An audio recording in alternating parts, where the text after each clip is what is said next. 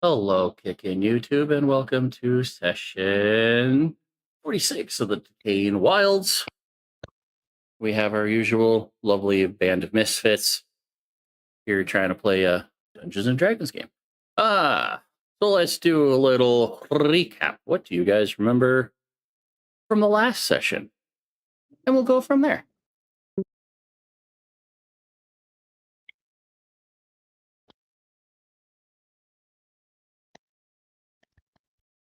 The consequences from Froggy taking off the necklace off from the body swap finally came to as the Raven Queen had abducted Viv and everyone else into the palace.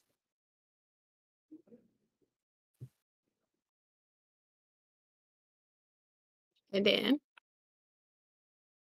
Oh, I was gonna see if anyone else mentioned. We almost They died. went. We almost died.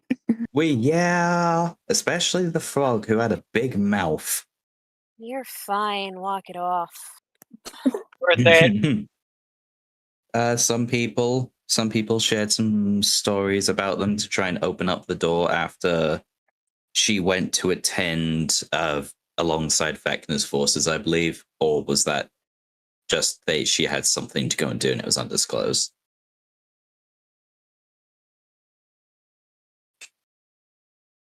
Hedger.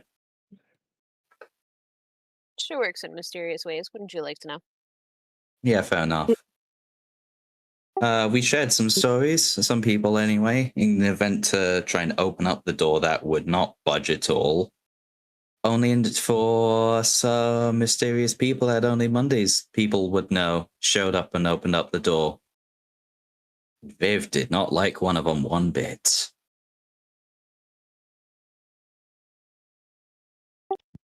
There's only a very tiny, very, very tiny handful of people that even knew who they were. In-game, that is. In-game. Because lo and behold, Brandywine had met them before. Oh. And just based on the armament of the raven-haired lass, Viv knew who, maybe not who, but why there was sudden fear in your guys' barbarian. You had to coax her out of the room. You had to convince. More like convince shoving Hydrian out the way. The Blackheart to move away.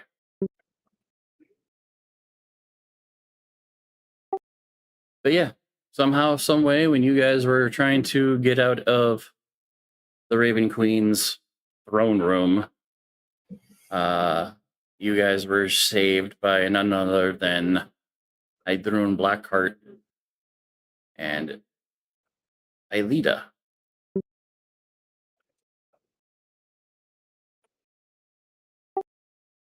For those that were in Monday's campaign, that was Where's the kaboom? Country and Kel's character. There was supposed to be an earth-shattering kaboom. Earth-shattering kaboom. But I mean, when you're the chosen of deities with expanded life, I mean, you can kind of get away with doing stuff. Just a few stuffs. Mm-hmm. Hydrun distracted the Raven Queen enough. There were a lot of insults going back and forth. Aelita kept a portal open to take you guys back. Reversal teleportation magic. Gotta love it. And you guys found yourselves inside the burning tower. But it's not burning in here. In here, it does not appear to be burning. Spot kind of sort of figured out what the machine in the center of the room is and does. The guys decided this would be a good time because there's no baddies trying to kill you. Take a moment to take some rest, chill out, and at some point in the night, you guys started seeing these ghosties that were hovering about. working on machines. They just kind of look like after images of people. Walked in the front door, started working on stuff, started changing the machine around. Spot learned some stuff doing that. And then we were essentially ending the watch with them still in the room. And I'm going to use these little ghost tokens to indicate who and where they are.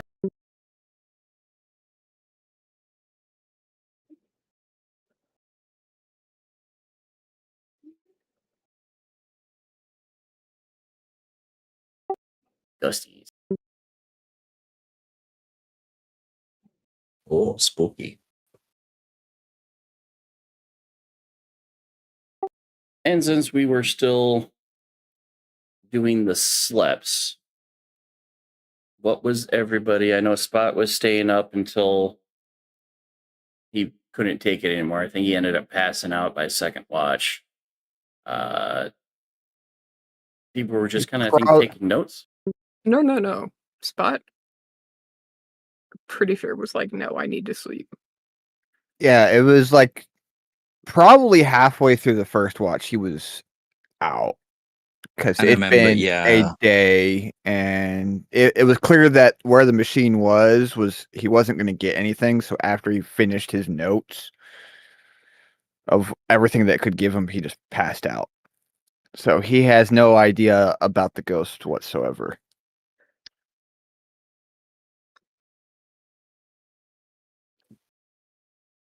I remember you saying as well, it's good that you did, otherwise he would have had a point of exhaustion.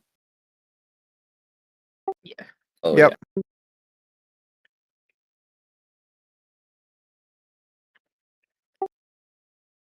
Alrighty. So, third watch ends. You guys, for those sleeping, can kind of get up. The ghosties are still looming. They're still hanging out. They seem to be working at different stations. At one point, they had kind of vanished out, but they're back and they're working kind of diligently, working on their own stuff. What do you guys want to do?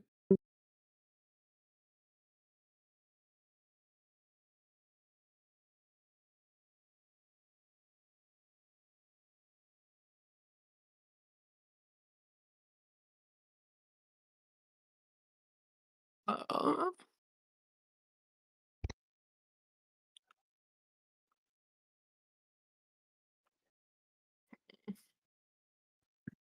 And you did say this is end of watches. Everyone's waking up. Yep, wakey wakey. All right. Well, Spot does his normal wake up, and as he's trying to get back on track where he was, he's gonna freak out just a little bit once he realizes, oh, there are these ghosts slash after images, and just starts to really hone in on just watching them to figure out what to potentially do. Does he need to attack or do anything, or just stand there?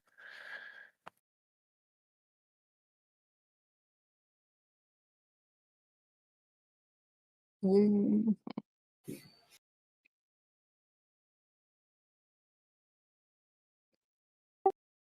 Okay. Rick What- will at least pass along. Sorry. oh, no, go Rick. Just to add into that, Rick will slide his notes over to Griff of what he noted throughout his watch period.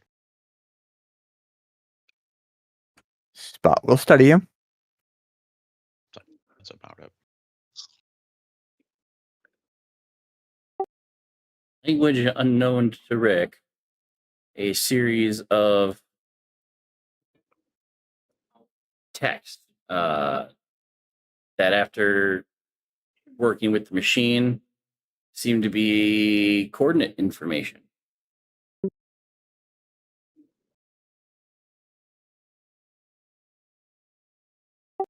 And partly still displayed is also partly information that you discovered before passing out. There was this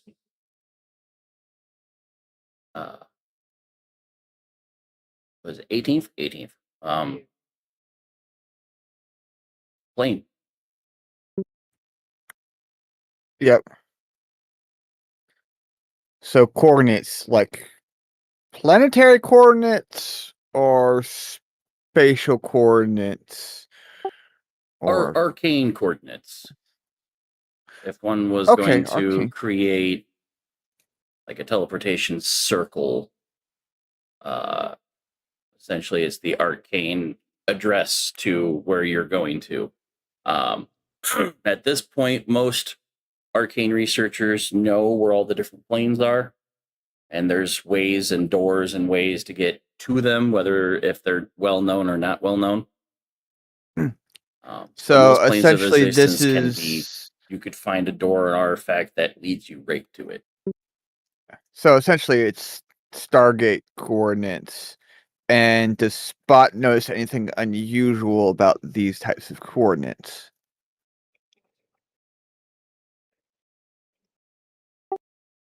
Hit me with an investigation.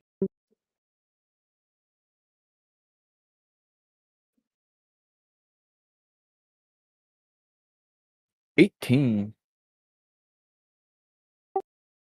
When you were looking at the machine displaying the bibbly bobbly gook of information that you weren't able to decipher, what you have in your hand looks like part of that gibbly gobbly gook.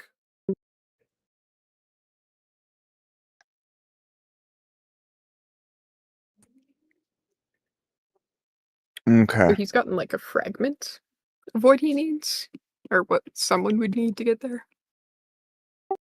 Something like that.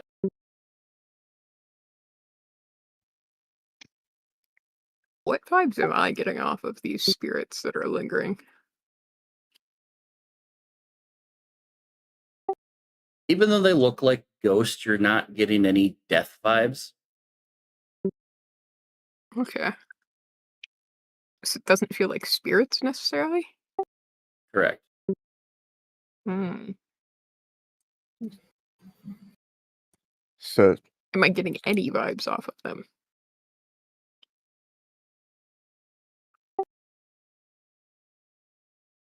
Not really. Not in any type of vibes that you understand.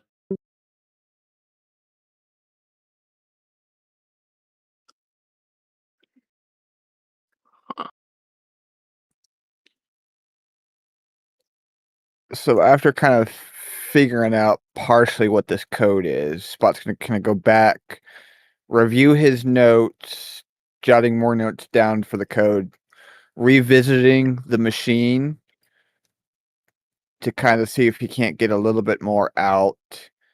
And then also he's going to start looking upwards to see if he can't figure out how the potentially the upper layers could affect this, to see if he can't get this machine to work a little bit better, because he remembers from the night before that it was having trouble giving out information, and then he remembered, oh, this tower is tall, so there's potentially other layers and potentially other lenses. So he just kind of going through, all right, I got this, I got that. I'm going to follow the thread and go figure out the next steps to solve the current conundrum. Since you're working so diligently, can I get a perception check from you? Everyone else will see this. I want to see if you see it.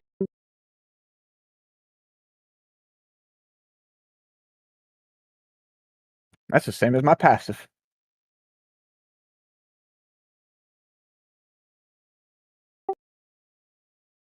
You're also noticing from working, a couple of you are also noticing that if you're within a certain close proximity to these things, you swear you Mhm. can kind of hear them, but it's not like direct conversation. It feels like echoey, like you're not hearing it directly from a source, but from a reverb. Oh, I'm getting it closer. Spot's moving over to this one. Yeah, I'm getting closer to this one.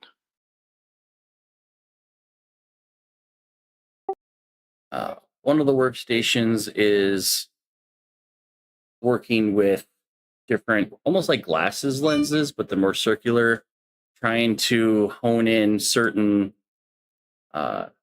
depths and concaves and doing little light experiments to see if what the changes are. You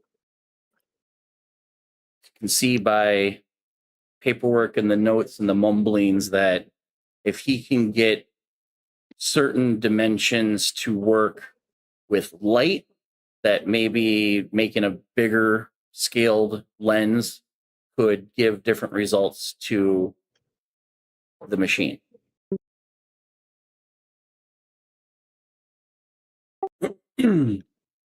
Spot, you wander over to one of them who is setting a series of information into the machine, and it's thinking. This machine has been ticking all night for you. And even in like the after image, you can kind of see they're not synced. Like for them, the machine is like almost see like a ghostly top layer of reality to what they're ours. And some of the information looks familiar to you, some of the information it displays does not. But the particular worker keeps looking at the door in anticipation, mumbling things like, "Come on, we almost got this. We almost got this, guys. Come on, let's go." I'm going to try to set the machine to what this individual has set to see if it gives me either more information or if I can make sure that I understand what information he has got. As you're setting it to what he's got his set to, the information of the 18th starts to become a little bit more prominent. They're trying to hone in on this unknown factor. And you kind of start shifting the machine to what theirs says. And even though you locked in the same settings, coordinates, every dial that one that he changes, you change to match, the information, the text information seems different for both sides. You've matched everything, but the information it's spewing out seems different. Have I noticed more controls all around this thing than just this one area? Oh yeah, there's triggers and switches all over the place on this machine. But as you're setting it, that is when you see it. Another ghost walks in through the front door, kind of just lets himself in and immediately walks over essentially to the other side of you, leans in and starts looking at the information.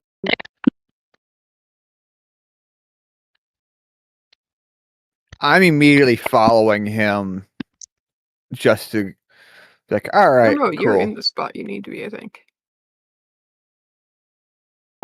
Yeah, he walks to the other side of you and looks at the information there. And with close proximity, you're hearing the, "Have we found it yet? No. Okay." And looks over information, and you start to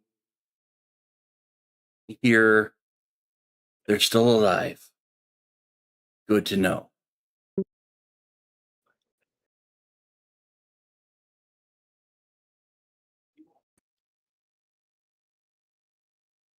Wait. And Spot says this out loud, but not realizing he's saying this out loud. Who's alive? The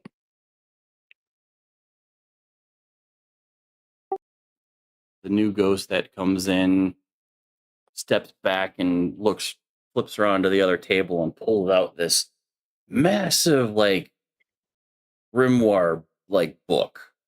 It is much bigger than your average book. It looks huge.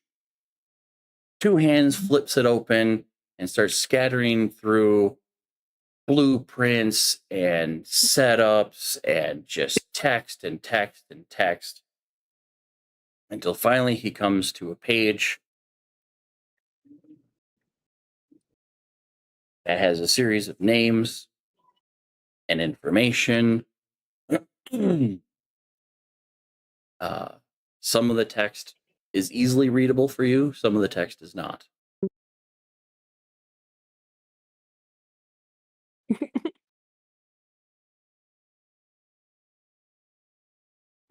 Baby distraction for those who are watching. Very important. Well, are you watching the machine or are you watching the book? I'm watching the book.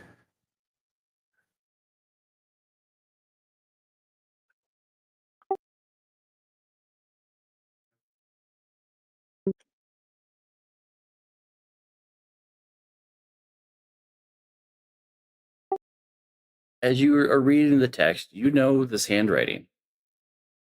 You know the language. You know Oh, a lot of the meaning. The weird inflections in certain things, the subtleties and other information. What you this see is before you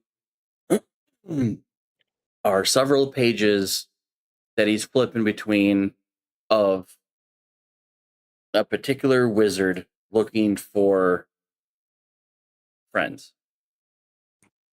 There This are is notes Lohan. about a catastrophe. There is notes about survival. He's got a list of names with little indications on whether they might be alive or dead. You see question marks over a bunch of them as well. But then there's this whole arcane page of coordinates and notes and looking for what he has dubbed the parallax. And he starts mumbling about how he needs to find them. He needs to know if it worked. He needs to.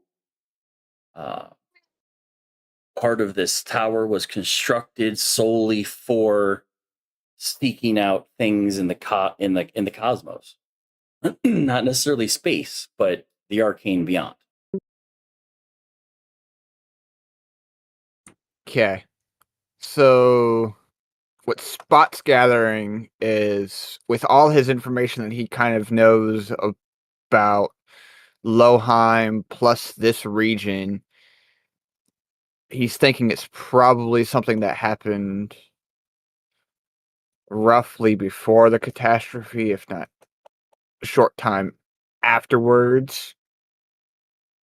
Is the physical book sitting here on the desk, or is it just a ghostly image of this book? Oh yeah, everything that he's doing is that ghostly facade. He's mumbling the things. book He's got to still make there, sure though, it's now? set right. He's got to put the plan in motion. At one point, he flips to a page that is still not complete, but you start seeing words that you've seen before.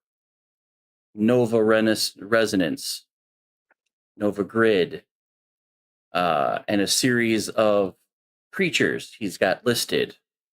And color schemes and all this other stuff. He is working on a project.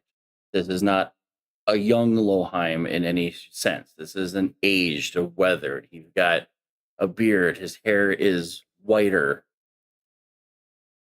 Whatever he has been Oh, this working on, he has been working on it came for a in. long time. This individual that came in, though, is Loheim. Yeah.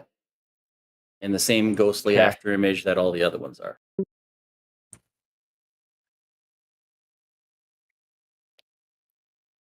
Okay.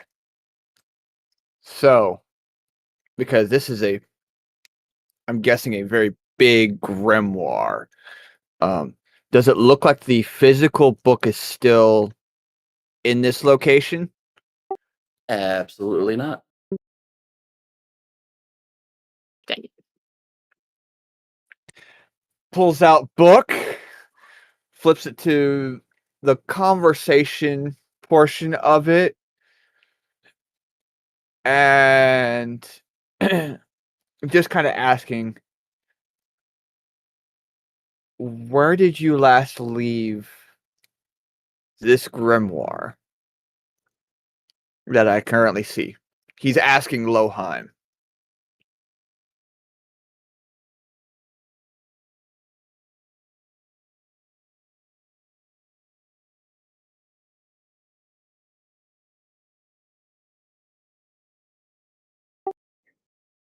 You're asking a ghost that does not seem to.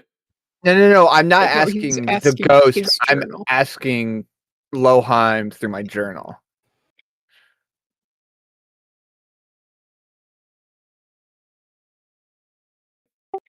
He's talking to his own book that he picked up a while ago and's been dropping hints at him. Yep, he's talking to his book, but nothing seems to happen. Nothing.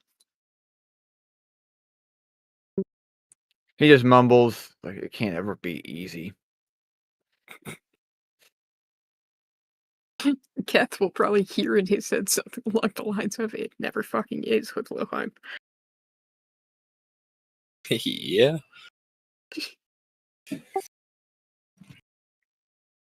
But let me get I'm pretty much sure you're going to nail it, but give me an investigation.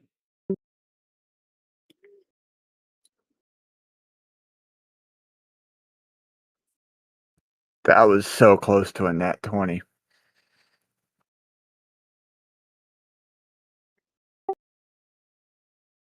He ends up focusing, flips back to that, I guess, that coordinates page where he's trying to lock down. But you see, even in his book, that the coordinates seem to change little by little, like different bits. There's a line that looks very similar, like the one that Rick wrote down for you. There seems to be bits that you saw earlier when you had changed the machine. But even then, again, even though you set the machine the same way that they did, the information displayed is not the same.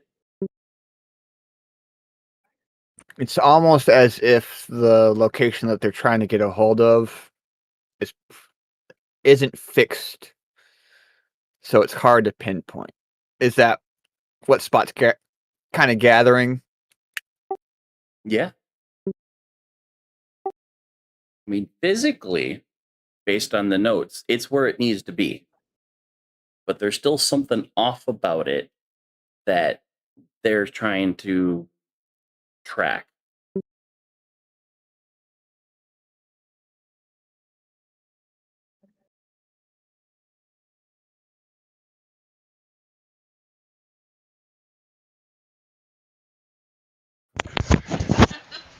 How much would Delanora be able to pick up on being able to take a guess that this location might be a planar bleed between two different planes?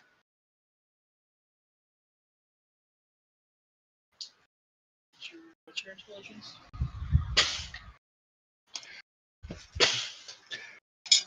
14.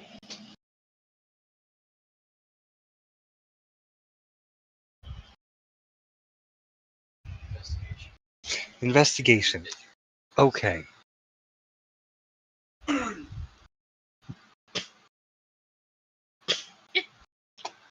The fuck? You know what? No, I'm going to use that inspo. I'm going to use that inspo. And I'm also going to use physical dice.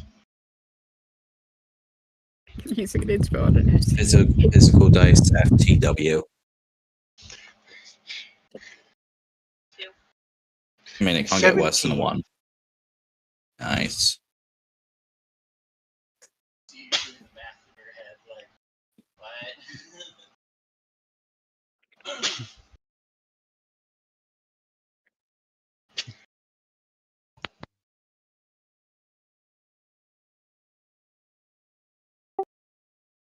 Not necessarily a planar bleed, but you're kind of going down the right road. There's been one consistent theme about this whole campaign. Fuck the gods. No. Time.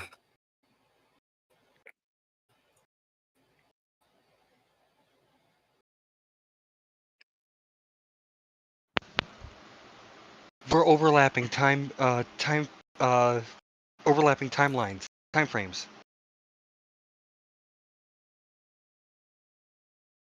And I think as Spot's looking In at his character. book, Delanor's. We're overlapping timelines.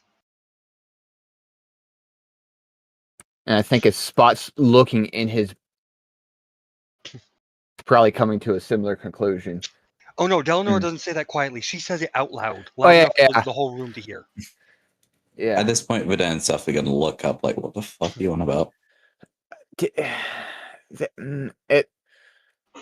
Remember when we had an issue with figuring out our own time, and we have interacted with people who seem to be from one time, and they're not understanding why things are the way they are, but yet there's been a lot of timey-wimey stuff, and if I understand these arcane coordinates right, I think an aspect of it may be time.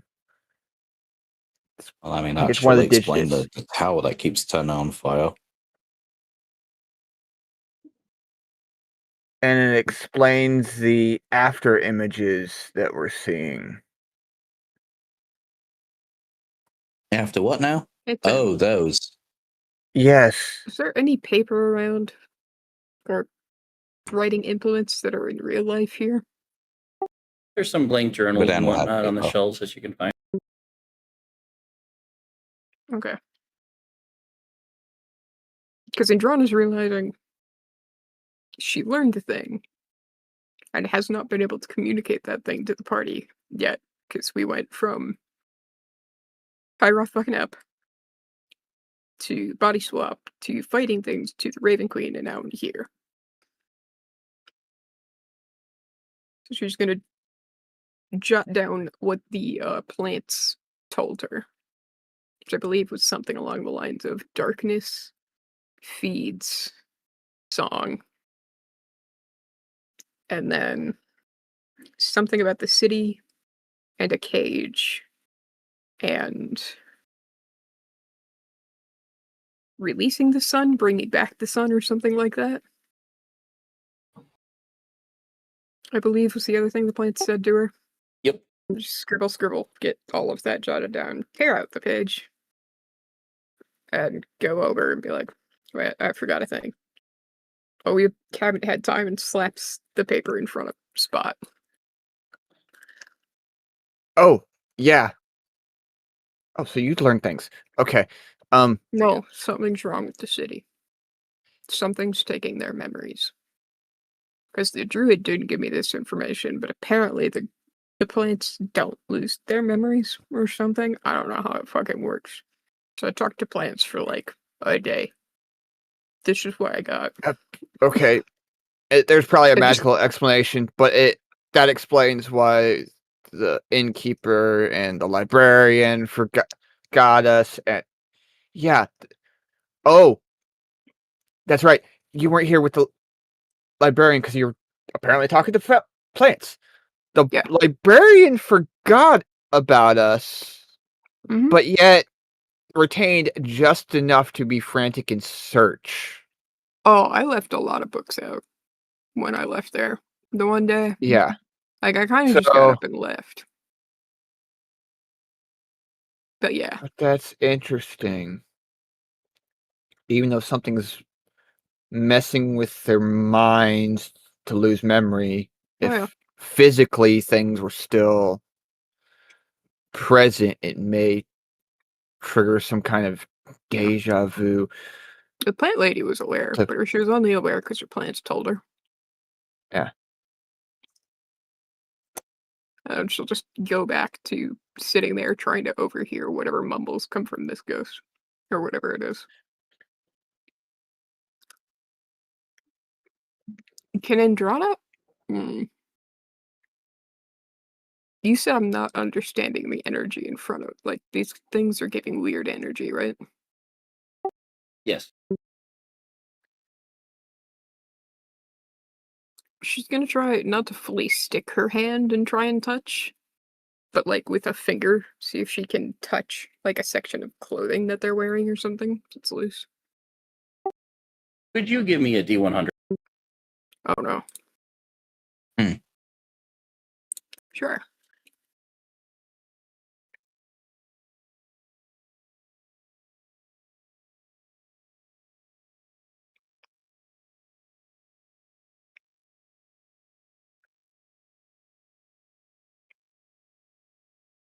I'm gonna step away a second. I have my headphones on. This particular individual has died 10 years ago at the ripe old age of 80.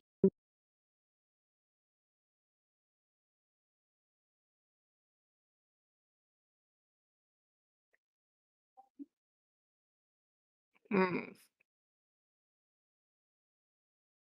Is that set in her head? Just That is She the hasn't said it feel. out You loud yet, touch the but that's the clothing, feel. oh, the feel. and normally when you can kind of sense life and death kind of thing, you don't get anything from them when they're just there. Yeah. But as soon as you reach out and make contact with their after image, you are just temporarily flooded with immediate information. She's gonna make a face at that, and then scramble over to this one. Like as she's passing Rick, you'll hear her say something like 10 years, 10 years. I wonder if this person's 10 years. And then goes and touches this one. Oh, he's noticing you touching him, and like he's like, I'm not too sure if it's safe to even touch anything. That's why I was doing this. And Jono was like, if this He's is just a problem, watching. I don't Yeah, want to grab. he's I want just This- watching. He's just like, okay, this one. okay. This particular individual died 12 years ago, not from old age, but from a gunshot wound.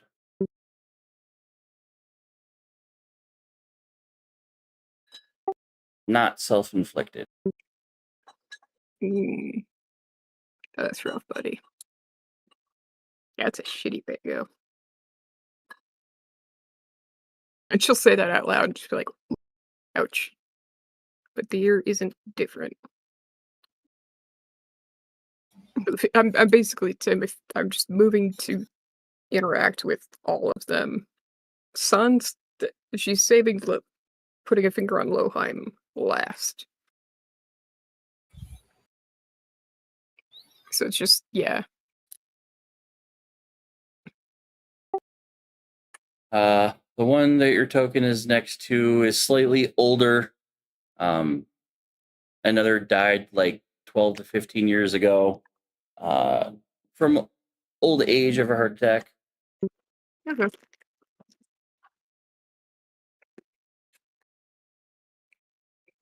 And then And now that you've done this third one, you're starting to understand that what you're sensing is still like the whole life and death thing that you can kind of tell when certain people or Mhm. spirits or entities walk in the room. But that thread, that metaphorical thread that can be seen, just feels so much further away.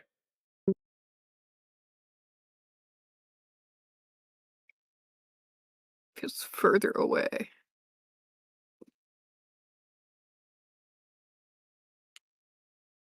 Like distance wise? The feeling, yes. Normally, like if you go near a dead body, you immediately can kind of sense, how long it's been since it died, and a little bit of you can commune and get life information and stuff like depending. that. Yeah.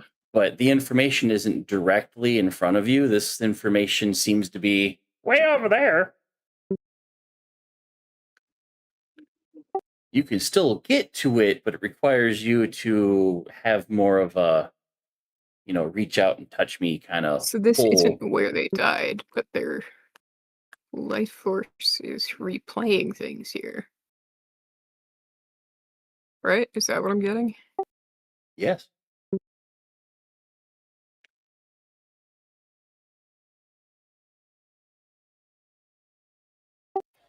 They could be alive, they could be dead. It just depends on when. I mean, I'm checking all of them, basically.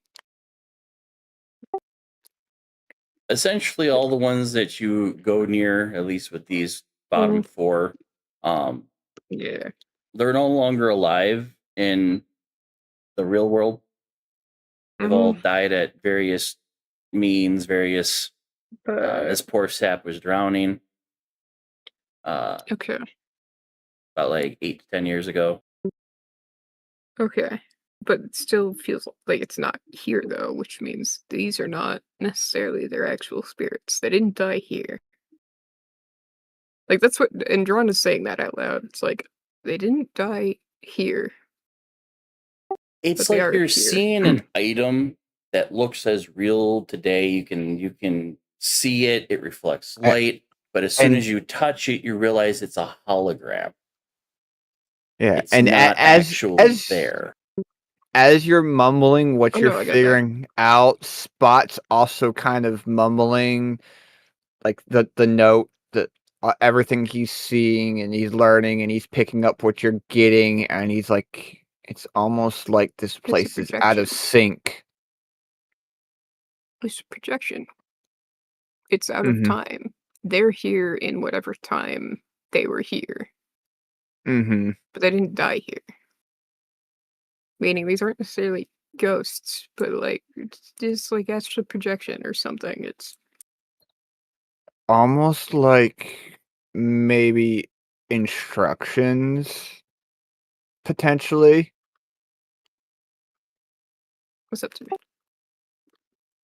With your proximity to Loheim himself, at one point you hear him mumble as he's staring at the information on the machine and going between the machine and his book as he scribbles down the coordinates that you see on their after image.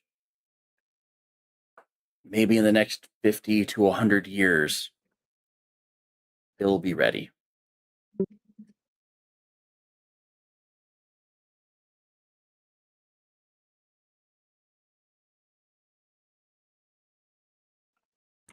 Spot's doing some mental math in his head and trying to understand what that actually means. And he is hoping that they're close to being on time and not too early. His ghost is gonna meander down and look over another table of info. The one that Al is closest to, you touch this one. Out of the room, he is one of the first to die. But he also feels more important than a lot of them in the room. Like he was probably the next one under Loheim on the pool project aspect of it. You feel like you can sense him more because there's more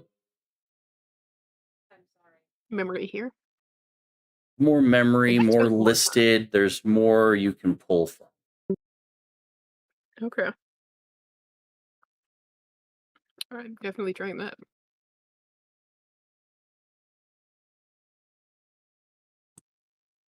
Okay.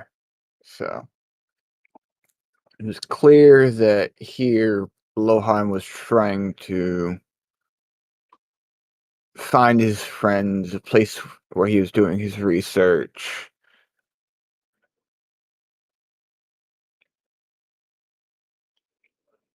But they were from another plane? That's the biggest thing. It just Androna, what's your passive perception? Not great. Hold on. Passive is just a 14. You're just close enough to this one to hear the ghost mumble something about, oh, there he goes talking to himself again.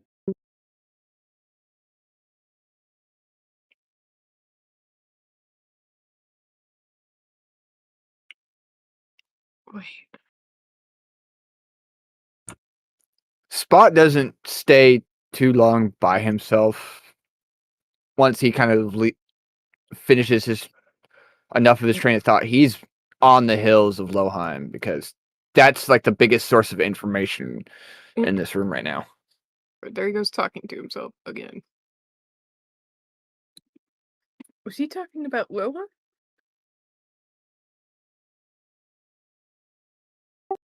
How close do you get, Androna? Oh, I plan to put a hand on Loheim. Because need to see if same vibes or what vibes I get.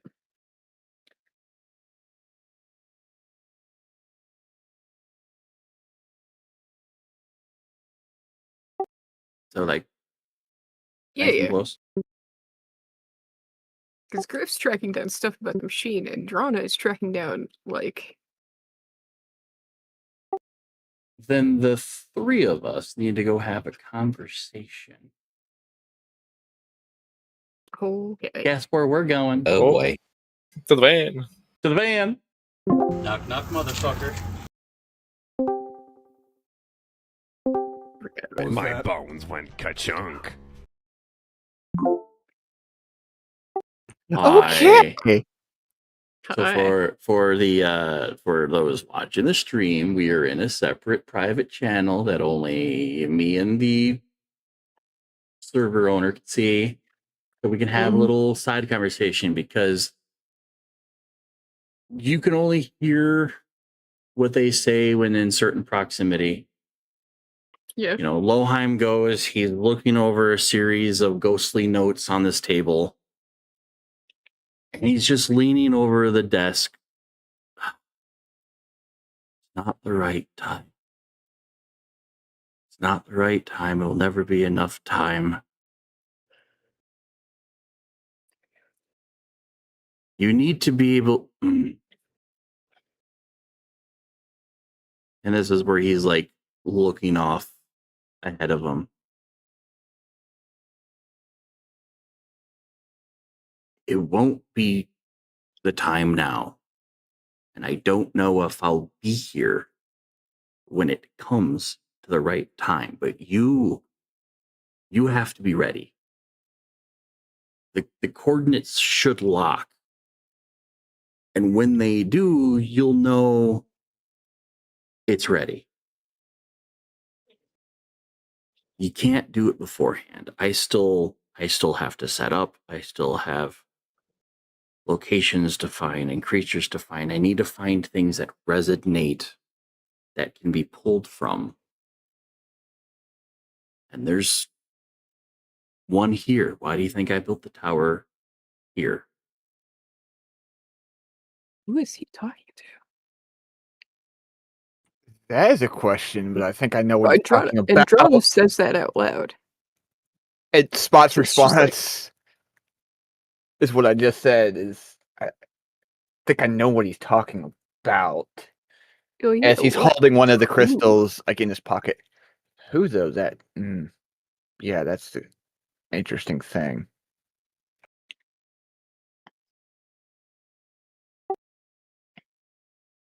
If you can figure out the last sequence to this machine, it should lock into place. And if it locks into place, then you know the time is right. Then you know to seek them out, set them up, and maybe we can see if anyone there is still alive.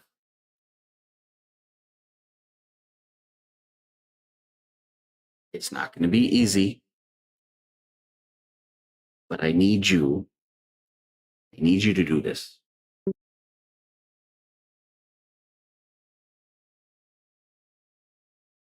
We hear you.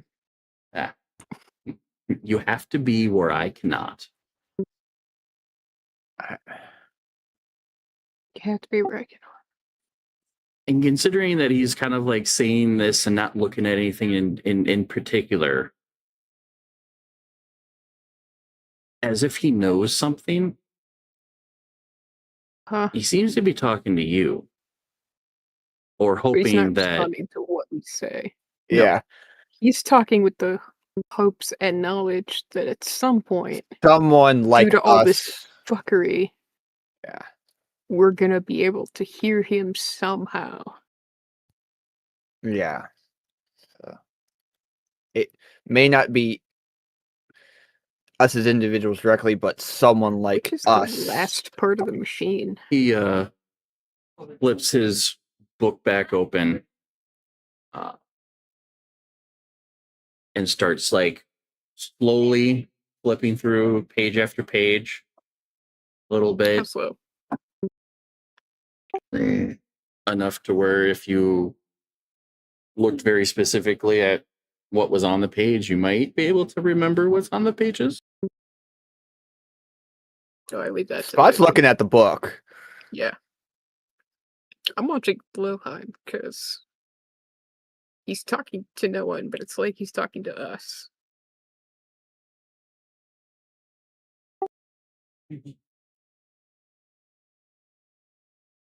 We defeated a great evil at a great cost. And to try to bring people home, things did not go as planned.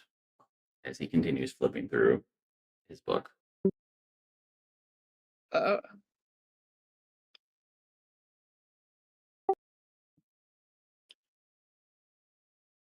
If my calculations are right, this tower should be in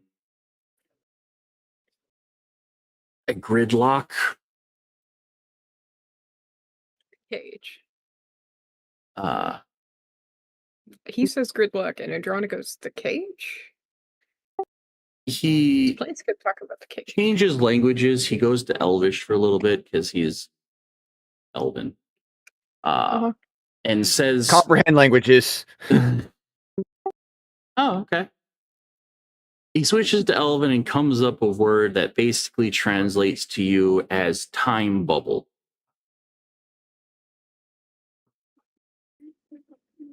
Time bubbles exist everywhere. Most of the time, they're tiny, they're minuscule. You can pass through them and never notice. But for what happened here, as he flips through a page where you can clearly tell is talking about how someone in the material plane, this plane, attempted to lock on to a plane of existence,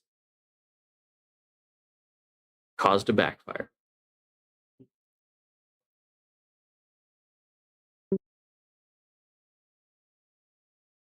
Oh, I think That would that would either explain A, the desert, or B, why everyone seems to be repeating the exact same day here. And then he flips a page and there's more information about time bubbles. It could cover an area, it can cover a structure, and it locks that, it like information that basically whatever's in the time bubble is shifting between current reality and whatever timeline that bubble is locked to. It's essentially So really it's hard. It's what very we're in it's right now. cosmic. It's essentially cosmic time energy. And whatever had happened to this area caused massive time bubbles to appear everywhere. And you start to think that you've encountered one of these before. Might have been just a small one, but enough to where even if you guys aged a year or two for a humanoid, there's no difference. But to something like an Pets. animal who's got a very shorter lifespan, it would have thrust them into that other timeline. The tower. You guys witness it lighting on fire on a nightly basis. No one seems to notice. No one seemed to care. And by morning, it's like nothing happened. And with the mumblings that Loheim is sharing, this entire tower is inside a potential time bubble. Especially with what the machine is doing, it's kind of luring one. So in a weird way, talking out into the ether, he's almost anticipated in his infinite crazy wisdom that he has that a time bubble, if someone were to walk in here, would see this replay. So he's talking out loud in the hopes that, Somebody as Griff has said someday it, will hear him. somebody someday will hear him. But to the rest of his coworkers, he's just mumbling nonsense to him, to the wall.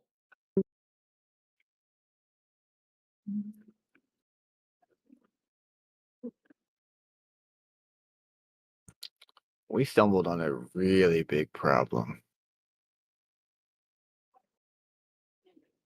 I'm trying to figure out what the plants, if the stuff the plants told me affect any of this. Like if it helps in any way, because the cage feels like the grit that he talks about. Almost. I'm wondering if the plants are more referring to probably some side effects of Or they're just talking this. about they were plants. Or potentially you have two separate issues on the same plate. Oh no, yeah. That Well, we yeah. got multiple issues on the same plate. You guys have been discovering information from all over the city in this last 24-hour in-game period. Maybe they're not connected. Maybe they're all connected. Who knows? No, You guys they're not. have seen afterimages, went to talk to gods, fuck gods, Mhm. whole town full of memory issues. Books that seem like What they is- stopped producing after a certain amount of years. I'm gonna partially look at the book because he said he's flipping slowly through. He said something about the last piece getting fixed on this thing. They're locked in. He does show you a series of coordinates, and they Okay. shift. Let's do an investigation for the both of you. Can I give him advantage? You could. Yeah, I'm giving him advantage.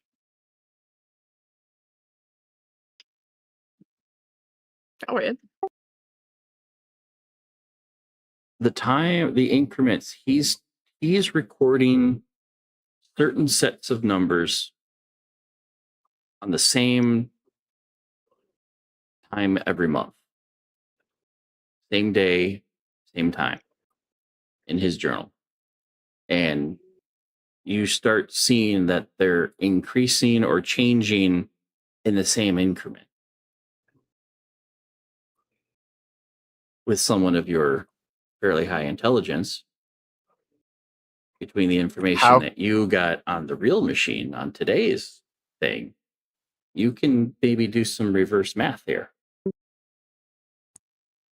which is what Spot's going to do on his little notebook. He's got the quill, and he's trying to figure out how many increments may have been missed since what the images are doing to what he's done to figure out maybe when the next set is due based on the now obvious pattern. So part of your math leads you to tell that this scene that you're observing, this after image scene, was approximately 35 years ago.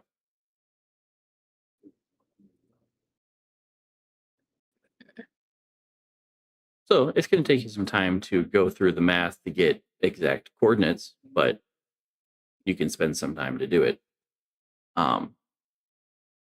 But also knowing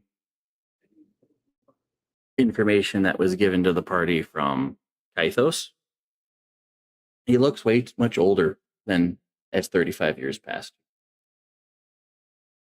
For an elf, he looks a lot older than 35 years ago. Especially with the information, the sharing, like this is Loheim. This is a much older Loheim. But a lot of his book keeps talking about this NRG, this Nova Renaissance grid, this time magic. Resonant. He's whatever project he's been working on it for a long time. And So even there's though another large time gap. Yeah, not necessarily. I mean, in reality, 35 years has passed, but if he has the ability or has discovered some way to bounce timelines, he could have probably extended his number of years by playing with that time. So everyone around him only aged 35 years. He seemed to age a lot more. But he was also investigating time bubbles, though.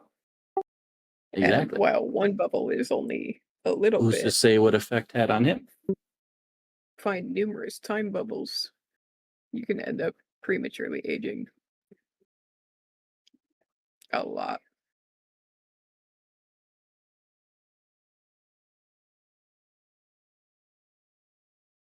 He looks how Cecile should look.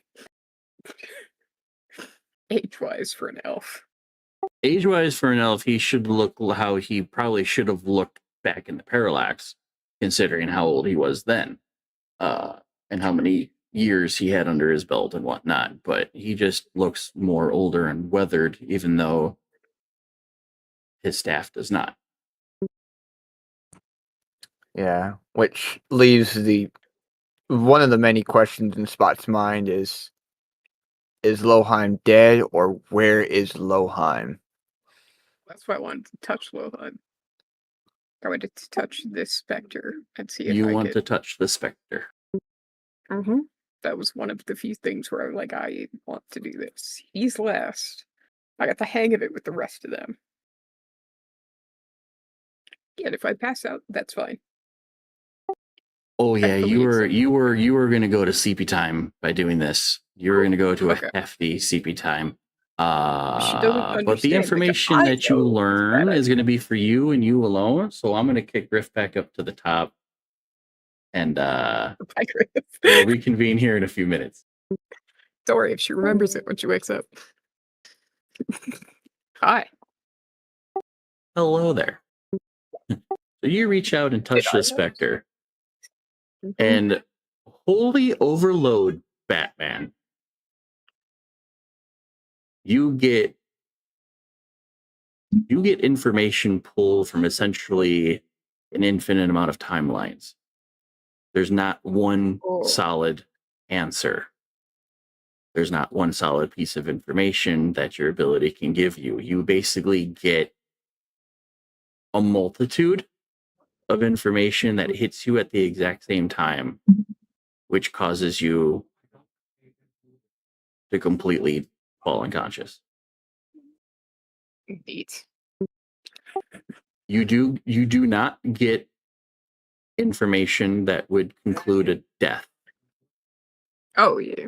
You got a Oh. fuck ton of life information, but even when you have the ability to sense like age and whatnot, it's it's pinging everywhere off the map, Okay.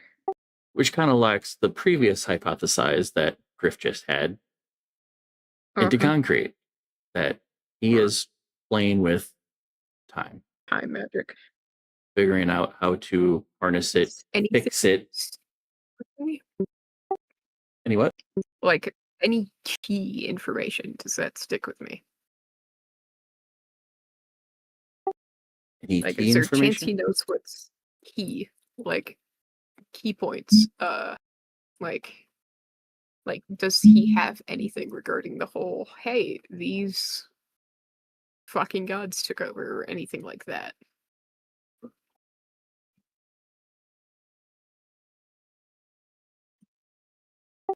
Or Yeah, fixing you'll get information that you kind of already collected. Okay. Amberford is not a Greek pantheon following. No. It was entirely Norse. It is supposed to be Okay. Norse. Which, especially now being in this room, a lot of the writings and the art style and the structure all kind of brings back to that. This room is screaming Norse, not Greek. Yes. Oh. Which means those gods haven't been able to touch this room. I don't think the gods have managed to get in here. I don't think this tower exists, potentially. Like, fuck. Maybe it got, like, it was on fire and looked real fucking bad. But you also noticed that way over here is a staircase to the next level. Oh shit. But I'm about to take a nap. But okay. Yeah, you're gonna take a heckin' nap, and then if Johnny does what I think Johnny's gonna do, then we'll be back down here. Oh, okay. Yeah. Because it's like, oh no, what did she see that caused her to pass out? And we're both. So we'll go up and share that. We'll go from there. So, all right. Yeah. Knock, knock, motherfucker. Oh, they're back. Hi. We're back. Hey. Welcome back. Hope I didn't keep too long, but Nah. questions were asked. Things had to be learned. Understandably. Things had to be learned the fun way.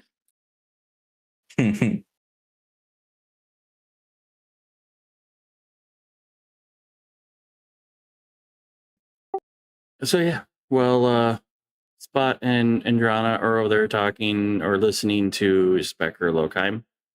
A bunch of you see that Andrana does the poke the bear, and then immediately slumps to a heap on the floor. And Spot's reaction is he's listening into Loheim, looking at what the book that Loheim's flipping through, sees the cleric go down and goes, again. Practice first for the other spirits in here. I saved him for last. Well, currently safe, taking a nap, and goes right back to just paying attention and just trying to think, like, okay, now it's just me who's thinking, oh, crap. I'm just gonna take a nap right here. I'm gonna take a nap.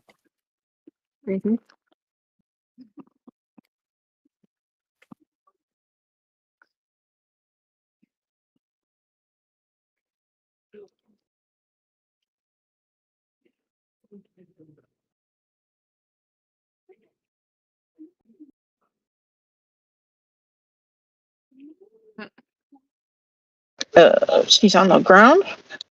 Yep. And she collapsed. It's not currently moving. The little one kind of skitters over and like, what'd you do to her? Starts checking her, looking for wounds, looking for damage. Oh, thank you, Cindy. I would have never known. Mhm.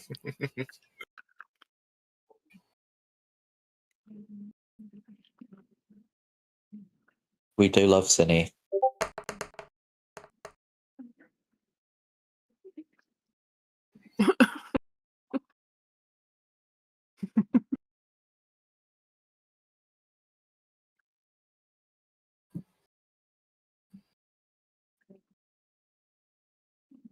More EP time for the cleric.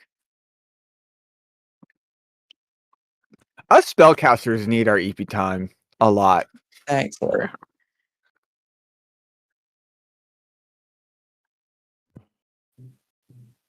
Yeah, Did Viv the player know sees it was a bad idea? Andrana go down, and then Spot kind of bend over to check on her, and then go back to his book. And she's like, "Oh, if Spot's not concerned, then I don't need to be. She's probably fine." Brandy's over there That's giving probably her a the poke. same Stressful over it, mentality. too.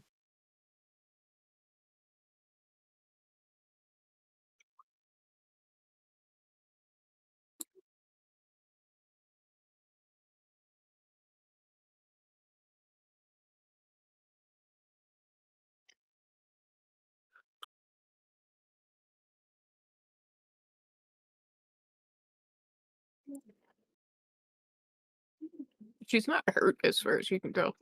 Like, there's no damage that you can see.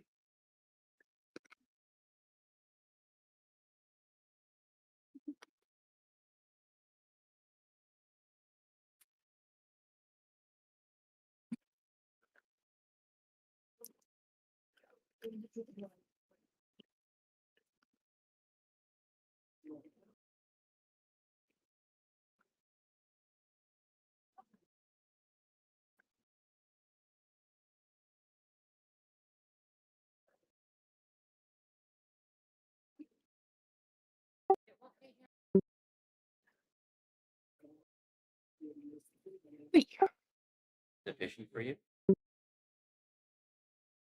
What? I was answering a past note.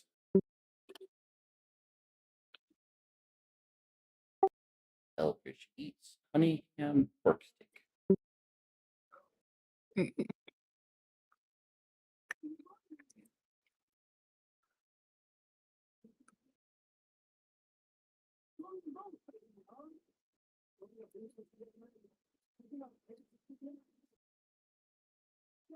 Spot's gonna go take a closer look at the machine. But it's not so much, oh, he's looking at what's written or what the information is being given or like necessarily the levers and the knobs that control it. He's looking for access onto the inside so we can see the inner workings of it.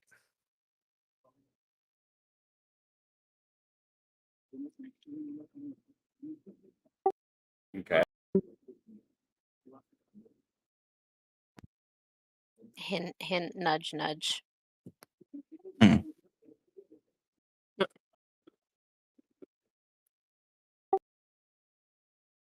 You find a panel. All you see is working gears, wiring. Oh, Nothing that really looks all that appealing. Nothing that fully stands out that would hint to something else. Okay.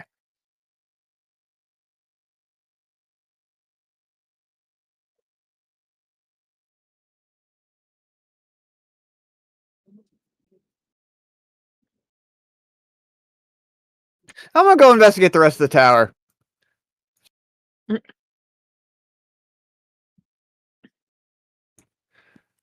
Do you Goes feel off. like you should have somebody with you, or he's gone? Okay. That hyperfixation just kicked in. Yep. Just like the brain going, need to touch all the specters, need to get all the info. Viv's I can gonna catch him. leave it to Keth, and she's gonna she's gonna go to stand up. Keth says he can catch him, and she goes to sit back down. Sorry. Do other party members want to follow the wizard? And You not know, more than Allie like is currently trying to figure out what the heck's going on with the cleric.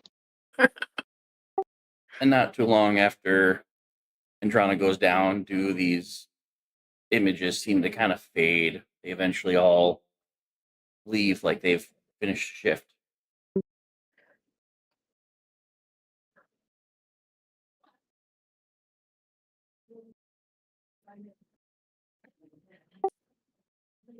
Androna does not seem physically ill. But you can kind of see when like checking eyes and whatnot, trying to see, what happened. Are you okay? Kind of deal. That bit of an overload. Something that happened was an overload followed by a very strong blackout.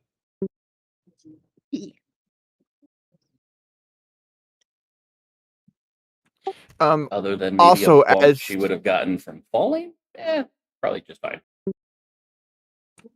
also as Spot is moving, you can anyone who sees he's got one of his notes.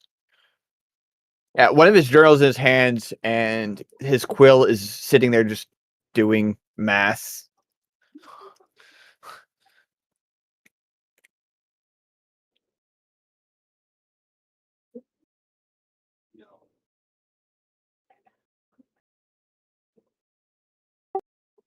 When you find the staircase and glance up, you can tell that this is a 4-story tower.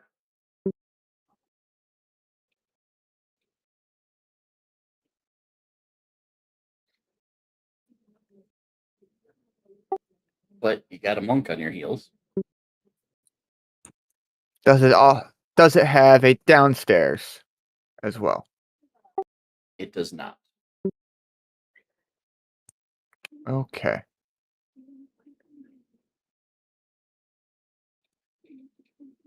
Does the monk make any kind of noise that Spot would register that someone's behind him? I mean, I'm not actively trying to move quietly. Okay. Spot registers that someone is behind him. You see him kind of think before he says something, turns, sees that it's you, and goes. Then you can see he now understands how to formulate his response and goes, remember how the gems were hidden in different objects? The basilisk was inside the basilisk statue. The spider one was in a tall portion of a pillar. Mm-hmm.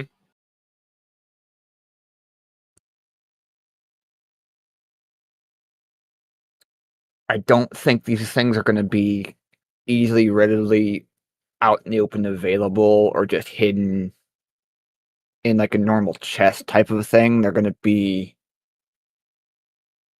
a little bit tricky to find.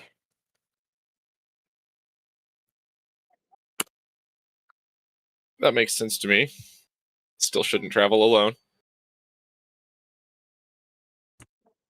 Yes, you're right.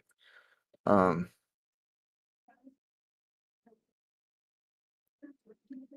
just thinking, just take this one floor at a time. That way, in case something does happen, it's not like it's going to be that far for them to reach us. Fair. And if we need to reach them, I mean, we're We got both sending really nice. stones. That's true. Yeah. Like help on floor, whatever. Yep. All right, climb up the first set of stairs to the next floor. Just the two of you?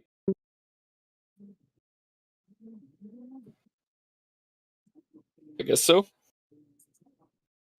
Unless someone wants to come with. Evidence focused on whatever he's doing. No, Brandy walks over to Delanor. Take a Del? nap.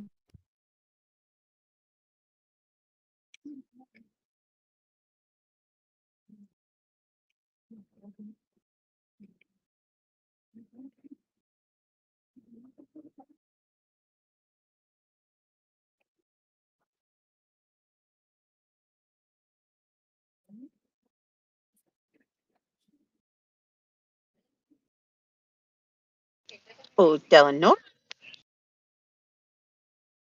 Eleanor is Yes. Brandy pulls out a small bead and puts it in her hand and says, "This ended up in my pocket. I'm not sure where I got it from." Okay. Delanora takes it. He puts it in her pocket for right now. Out of character, you know what bead that is, right? Oh yes, out of character, I know exactly what bead it is. In character, I have no idea what it is. Okay. Brandy goes back and pinches pinches pinches the cleric's nose and covers her mouth to see if she can shock her awake.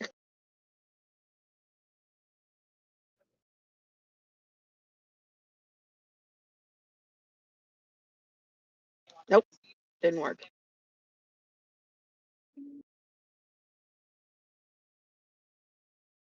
What do you mean didn't work? I didn't have you roll anything. What do you roll for cutting off someone's air for a few seconds? sleep apnea. Medicine? Indrana, how do you react to your body going, "We must live," and jolting awake?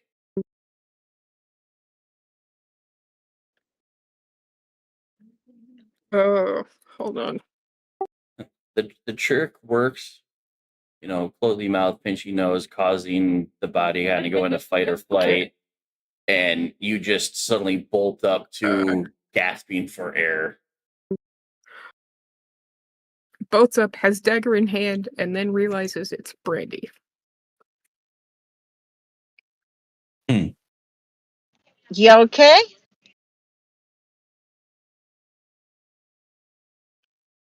That was a lot. And that dude pointing at where Lilheim had been standing was really fucking around with time magic. Like a lot. But I'm pretty sure he ain't dead even till now. Oh boy. Yeah. He's somewhere.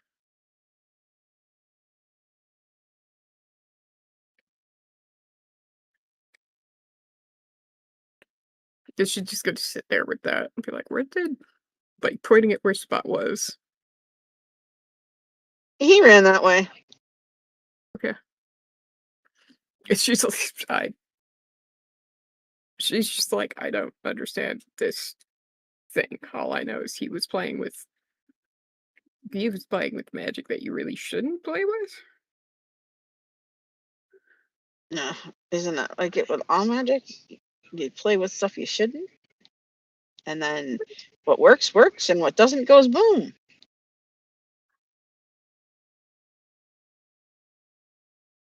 Maybe, I don't know. I truly All I believe know is fireball. magic works. I truly believe the cat's fireball spell is just a misfired spell. But yeah. She'll just kind of sit up. She's not following Spot up the stairs. When she sits up, I put a bowl in her hands and say, "Eat." Shrugs. She's like, I'm not gonna say no. It just sits there, eating. And then she goes and makes sure everybody else has food.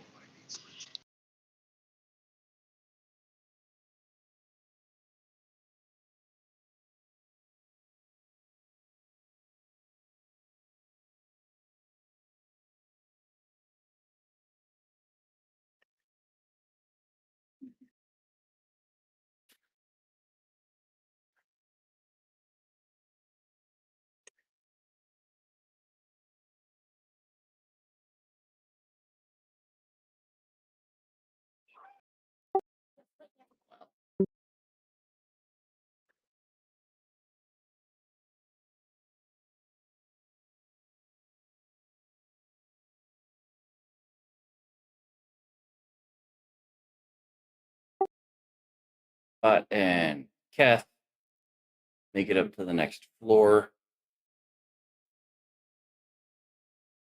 Same area that the machine can takes in the middle of the floor is a kind of like a focus lens.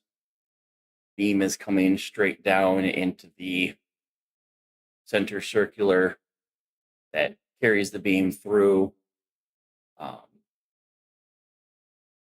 And similar to the machine on the first floor, this one is displaying different arcane runes and information on different tablets and whatnot. This also seems to look like a lecture hall, probably where they take information and kind of like share it amongst their peers.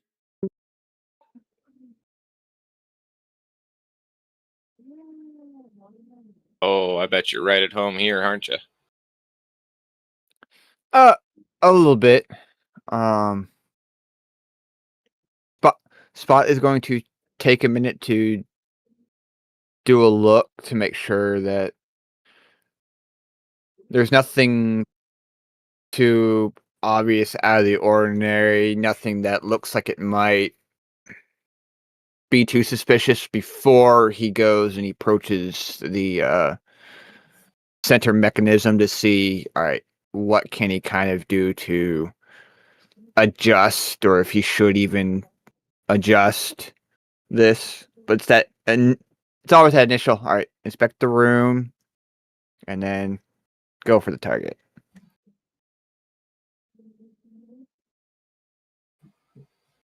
I would like to aid in the room inspection. Well, especially with how fast Kath moves, you guys can kind of scour the room fairly quickly. There does not seem to be any traps or anything weird about the room. There's a lot more like cobwebs and things in this particular room. Like it hasn't been touched in a long time.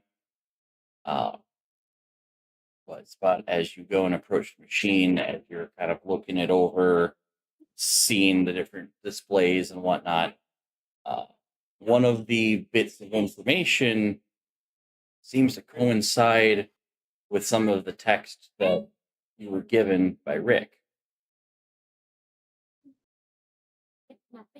But the last symbol is different.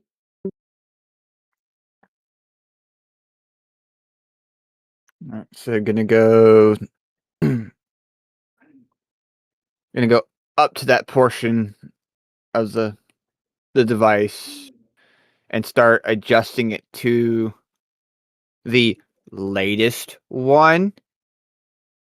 Also, he's going to pay attention to the math that he's been doing to kind of see if maybe he figured out something or he's still in that backtracking phase. To see if he can't kind of Will is still guess.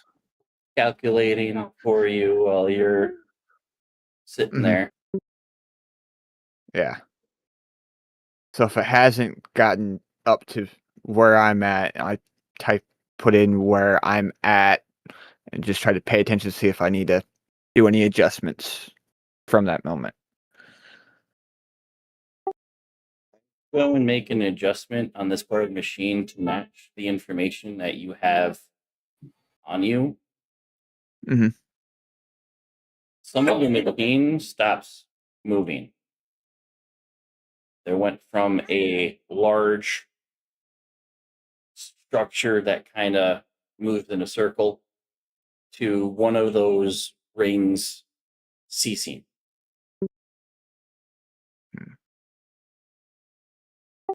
You almost seem like the beam of light, of moonlight that's coming in, has like not shrunk, but focused. So it's more of a good stop than a bad stop. Or can Spot distinguish that difference? From up here, probably can't distinguish that difference. from down below, the machine makes a very interesting clicking noise before one of its moving parts also stops. Okay. Okay. Spot probably would have heard that. He's gonna pull out his sending stone because it is connected to Verdan. It's like, hey, Verdan, what changed? What? What do you mean? What changed? With the mechanism down below. Mechanism down below. Fuck you on about? He's gonna kind of Big, look over huge to the circle. machine. Yeah, I know, genius. You could have clued me in on what this was in the first place. I wasn't really taking a look at this. Sorry, hyperfocus. He's gonna investigate it, but from what he saw of it before, see if there's anything standoutish.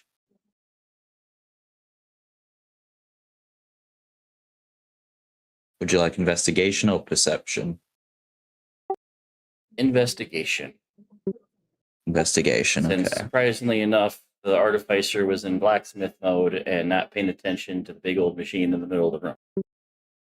Yeah. I mean, he's a blacksmith by heart and tinkerer by trade. I'll use my geode dice for this one. You don't see well, I mean, maybe. There's an 8. Well, I mean, I guess I could add my... I'll add my Flash of Genius to make that a 13.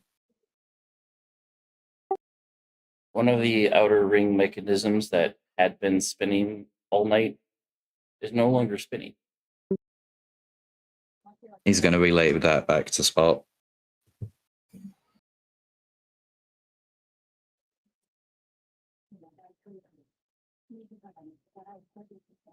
Not sure if that's a good thing or a bad thing. With that information, can Spot deduce that? Hold on. Better question.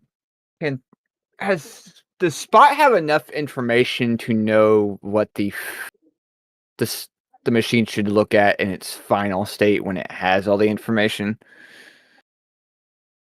Has he deduced that much? Yes. So would this be a good thing for him, or does it need to continue to be moving?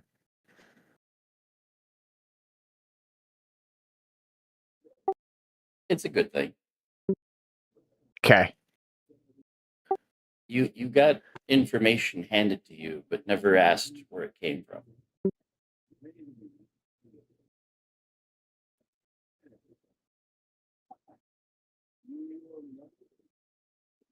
You need I will anything else, or say, you good wherever you with the are? machine clicking and stopping, what the Bard sees, what Rick sees, is the coordinates he took when the ghosts were doing their thing is slowly starting to appear on the now machine. Now that the ghosts have gone, there's no longer that ghostly after image. You now are whatever you guys are seeing is reality. And the information on the machine is slowly starting to look like the coordinates that was written down.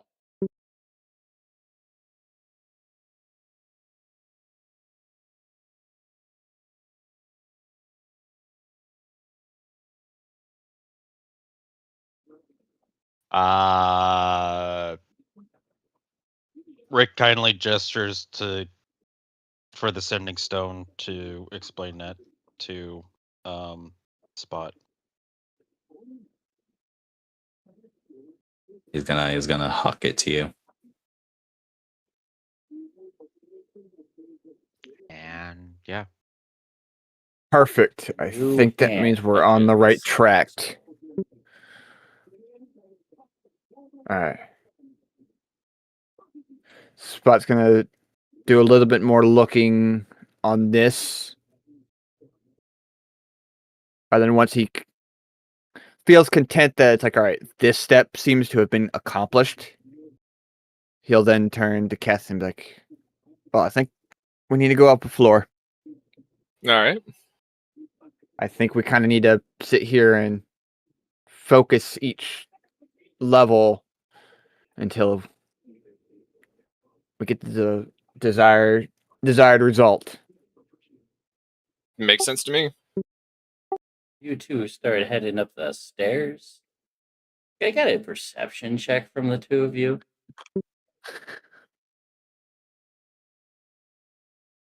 Per Schmepson. Nice. The hairs on the back of Spot's neck start to I'm rise. You cat. have this uncanny feeling that you're being watched, but you're not sure from where. Hooray.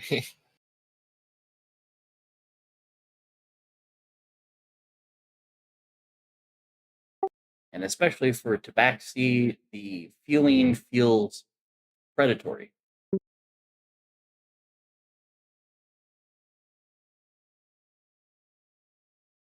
Feeling feels predatory towards a tabaxi.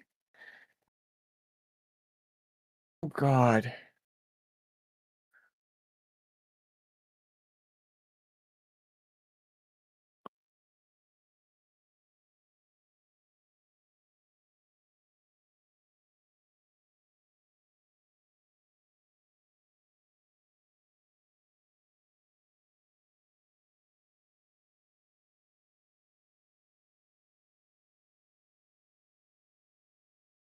Keep moving. Keep moving. Mm-hmm. Just be ready. And up they go to the next floor.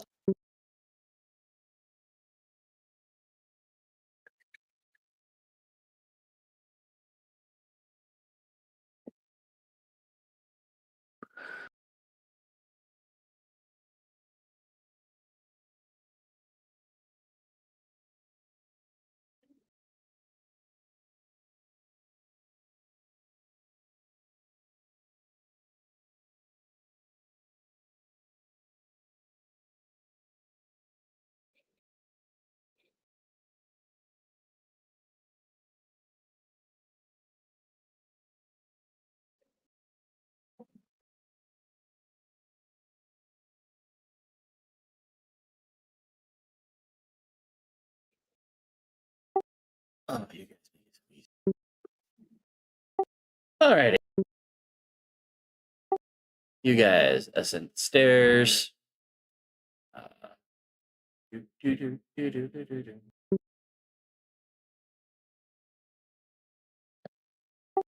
And I'm assuming Spot ascends first. Mm-hmm.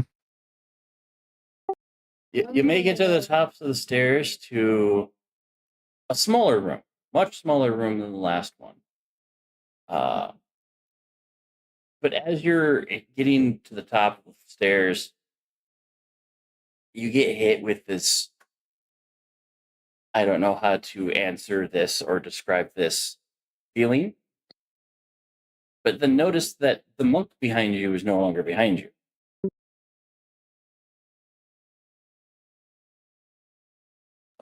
What?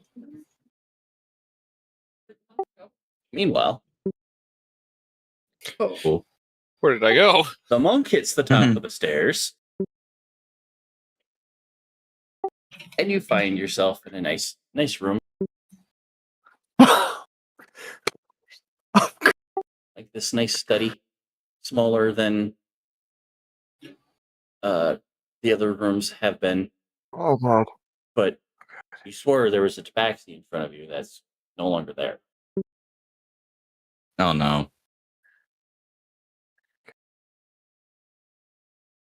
Kaitos, did you see where the tabaxi went?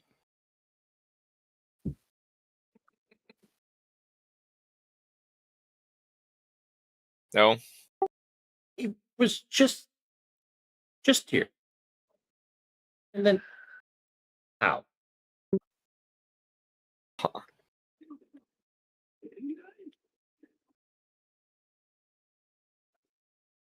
I'm gonna retrace my steps.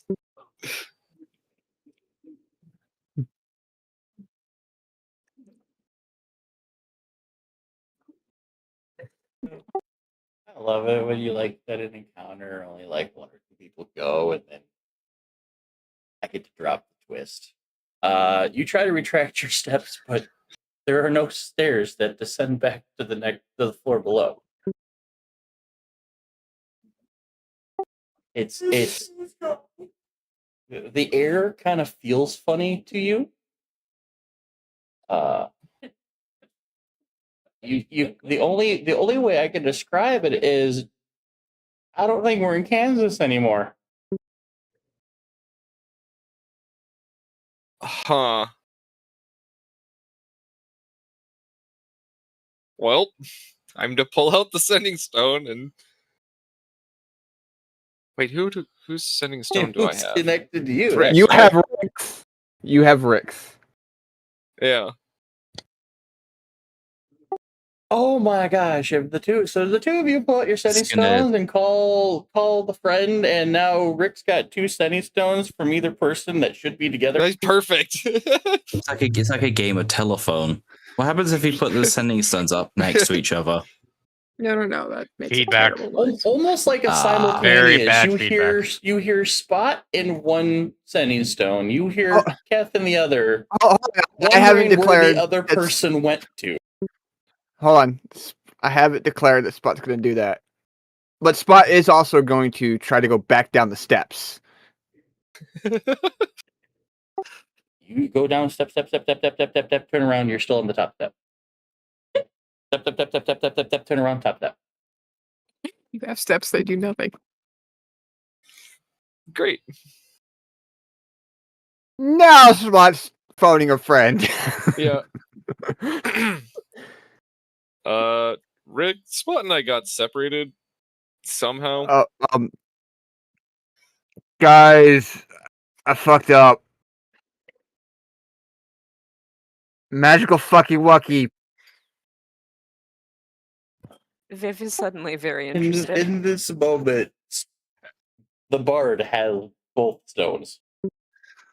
And you can tell the bard is currently just sitting there with like basically like pinching the bridge of his nose in a way, well, snout. Just going, oh fuck. Okay. Hearing the So bard say, "Oh fuck," with hearing stones up to his head gets Delanora's attention. What is it, like a maze up there? fuck do I know? I don't know. We were going up a set of stairs. A Spot was in front of me. I looked down at my feet. I looked up. Spot was gone. I walked upstairs. Felt something strange, turned around, no monk, went downstairs, but yet went upstairs simultaneously. I think I'm on the third floor. At least you have stairs. The stairs I came up are gone. I didn't Wait, feel hold like on. we went through a portal Hold on. the game of telephone's going on. That's the thing is like Rick is literally, because the way sending stones works is you are communicating, so he gets it off of one, and then he relays that through the other to the other sending stone. So you guys like communicate, aren't actually hearing each other. Rick is the one communicating that shit. Yeah. Mm-hmm. So the party is also fucking hearing this shit too, from Rick's point of view. Putting on This a is one-man funny. show. God.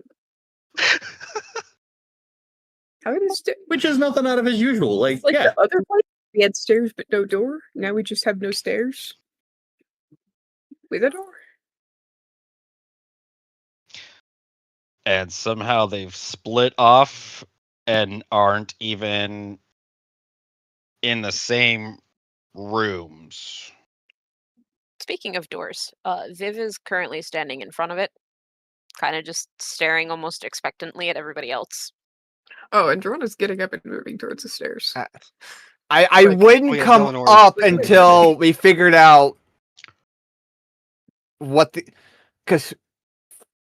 Alright, we've had enough magical fucky wucky to realize that we could all be separated. 3 separate groups right now is Oh, too oh, much. Oh, Androna's gonna be sitting here going, oh, important thing. There's a lot. He is very old. He also has been playing with a lot of time magic. And something about time bubbles. Like the tower's got a time bubble, he's pretty sure. Yeah. And he was so sure that's why he Oh. was talking out loud the way he was in the hope someday somebody else comes here. Yep. Figured that Uh-huh. out. But if it is in a time But- bubble, if you were on the left half of the stairs, and Keth was like on the right half of the same set of stairs, maybe there was a bubble for one of you and not the other? Oh god. I don't know how to fix it though. I don't do. I'm still figuring out my own magic. I'm not touching that stuff. What Hilarious 'cause environment, Just moment to think a couple times. Kath, what environment are you currently in? I'm in what appears to be a study or office with a lot of books. Personal library, something like that.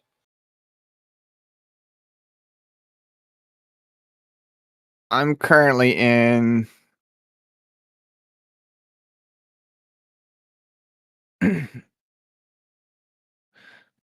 I'm currently also in a library of sorts. I do have that is another mechanism, correct? That I'm seeing.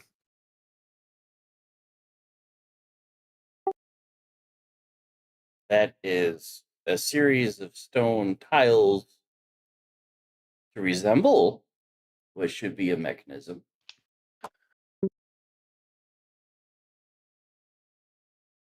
I see with the center of it being where a mechanism should be. Maybe. I gotta do investigation now.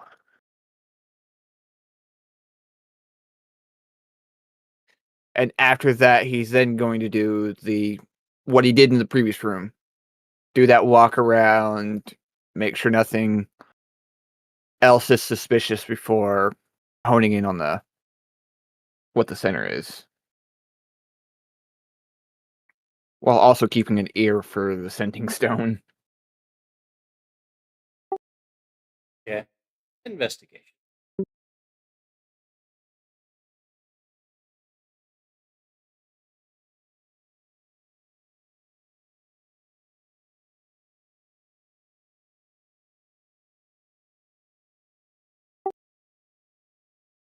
This appears to be a small library.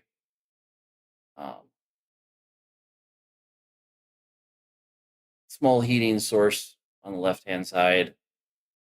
Probably either wood or coal burned to kind of keep the room warm and dry. And series of happened books. Compared to the studies that you have been to, this feels more cluttered. More books just stacked on the floor, more books out and about.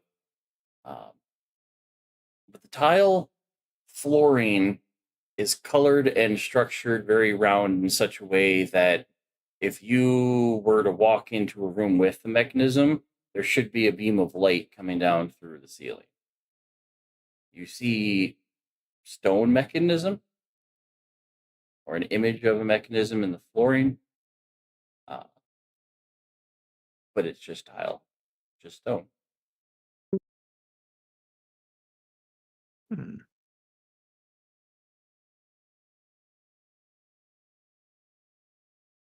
Cass, do you have a mechanism in your room?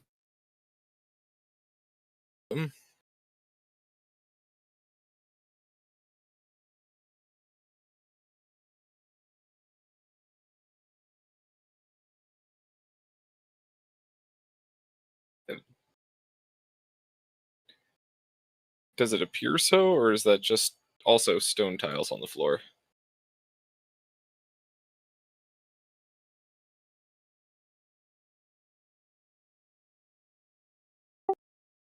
There is no physical mechanism. Center of the room, you got this large circle of stone and kind of like a mosaic piece, but there is a desk sitting in the middle Mm-hmm. of the circle.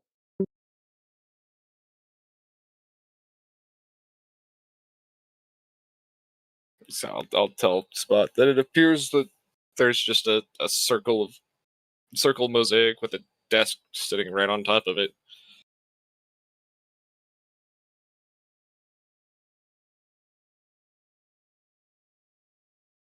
All right.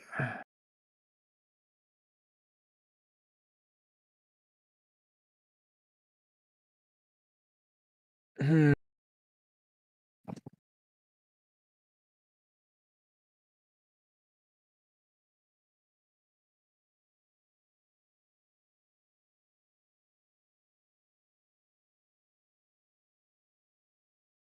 Alright. So this is where the fun's gonna begin.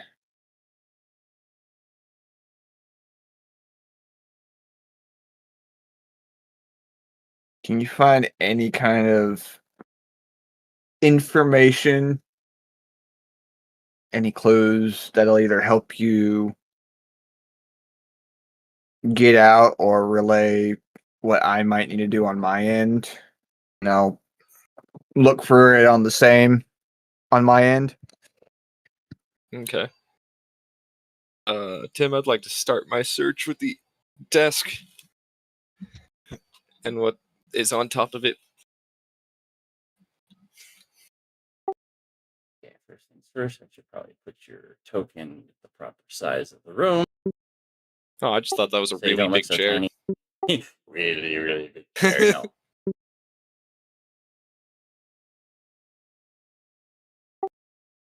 All right, so you go to the center and check out the desk.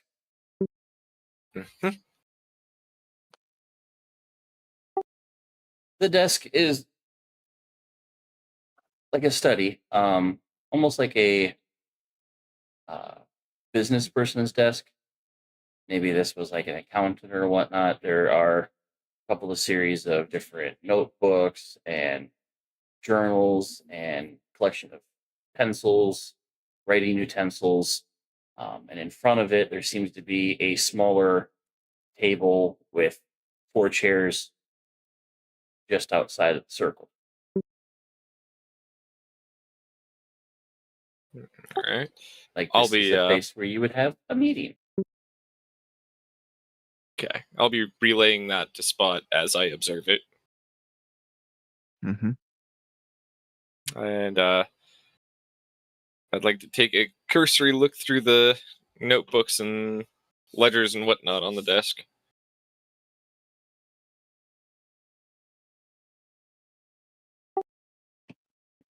The ledgers and things on the desk appear to be blank. You flip through, and every page is blank.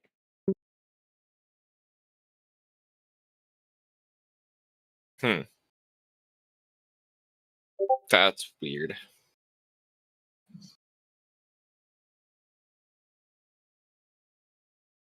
They're all blank. Hmm.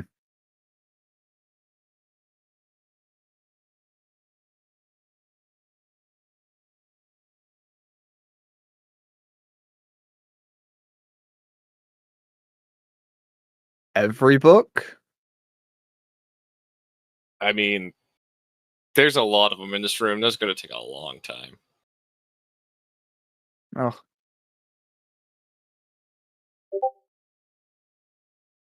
I'll start kind of doing my search around the room, occasionally grabbing a book, opening it, seeing if they're all empty, but also more focused on just if there's anything in the room that stands out that might be useful.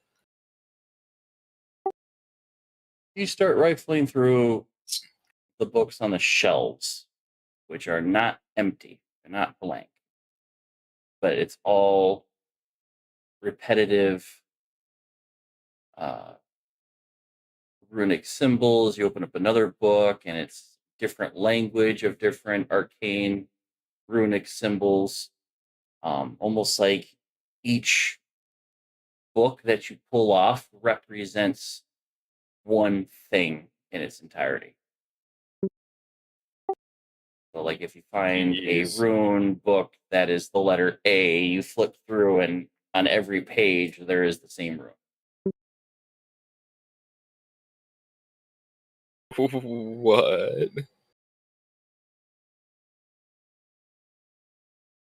Okay. The biggest thing in the room that seems to stand out the most is the desk and chair.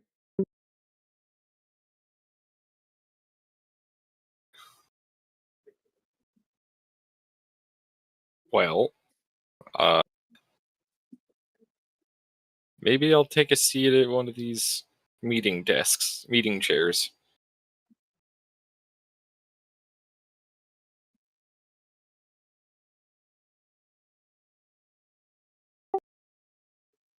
Doesn't look like that chair should be comfortable, but it is. It's a little weird. But as you sit and expect something to happen,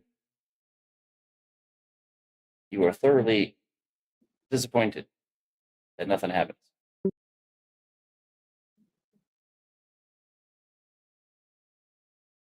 Well, you know what? Good news. The chairs aren't magical. Or at least these ones don't seem to be. That's reassuring. Hmm. They're comfy though.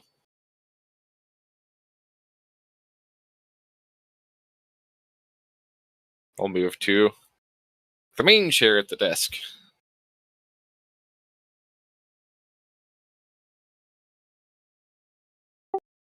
Could I get a Constitution saving throw? You can.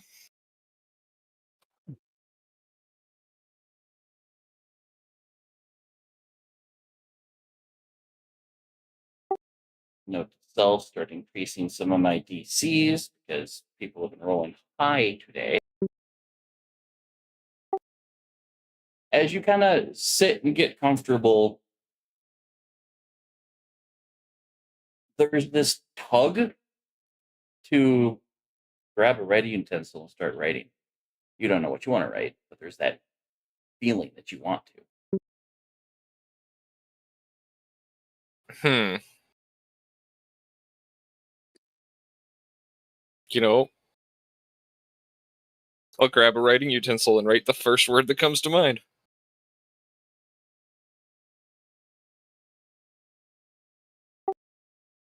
Pick up the utensil. Yeah, I choose to write. Put the utensil to the paper, and you just start going to town. You're just scribbling things that look very similar to the runic shapes, coordinates, information that was being displayed on the machine itself.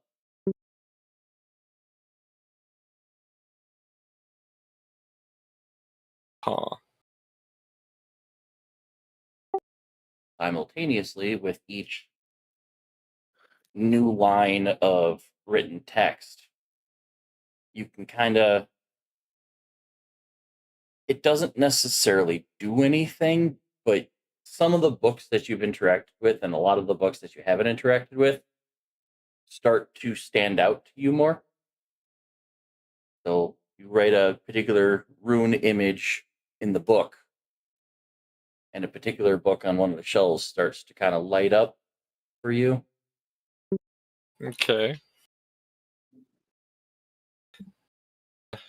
Am I able to get up and grab that book?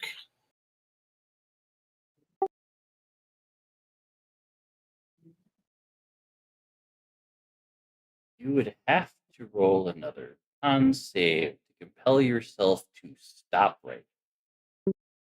Oh, Because you just kind of start to get up and like you were writing whether you were paying attention to what you're writing or not.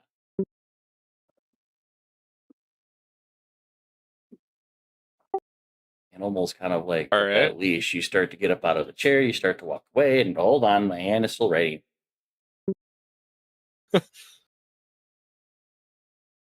You know, we'll try it.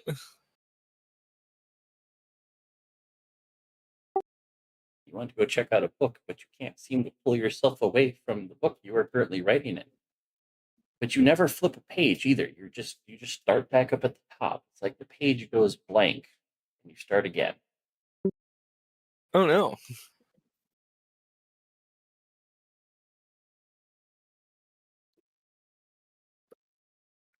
Can I inform Spot that this is happening? That I am compelled to write? You do have access to your sending stone. Okay. Spot, I started writing. I don't know if I Writing- can make myself stop. Writing what? Stuff? I don't really know that I can explain it. What?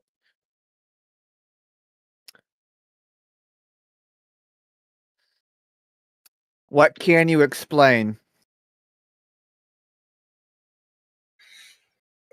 I can explain that as I'm writing, different books on the shelves seem to be sticking out to me, and that as I finish a page, it just kind of goes blank and starts over. And I could keep writing. Any of the words, symbols, letters resonate with you, whatever? They seem to line up with the mechanism.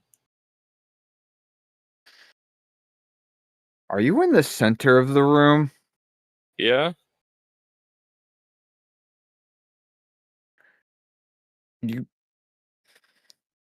This is just a theory, but you might be a conduit.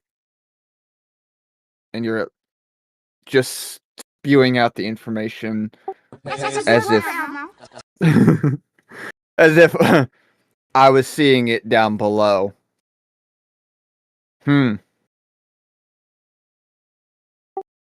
You're getting this information, but nothing in your room seems to change. Okay. Hang in there, buddy. If you can step away from it, I would recommend it. I'm gonna see what I can do. And I'm going to start investigating my room. Understanding that it is a cluttered mess, which kind of reminds me of how my personal study in school was, but it's like, all right, so what's this pile going to be about? What's this pile going to be about? It just kind of study and eventually probably work to the main desk, as it appears to see kind of like where the person left off who was last here.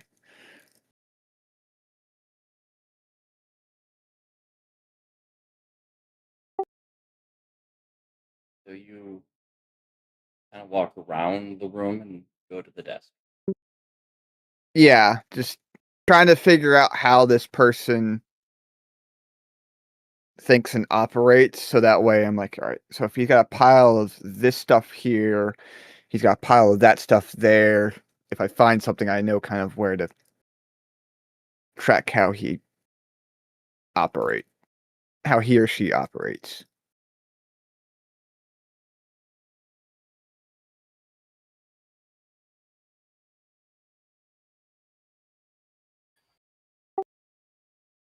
For how neatly the the papers are on that desk, nothing makes sense. It's all just almost like randomized words and runes and text and numbers and just random on all the papers.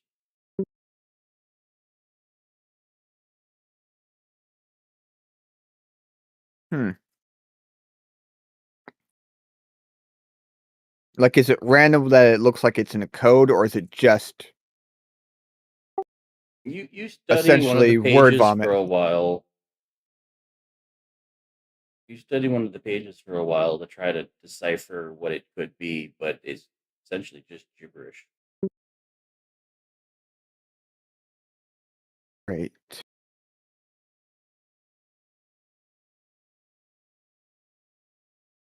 Well, gets up very disappointed from that, hoping at least there would have been some kind of notes, and then goes and really investigates the stone circle to see,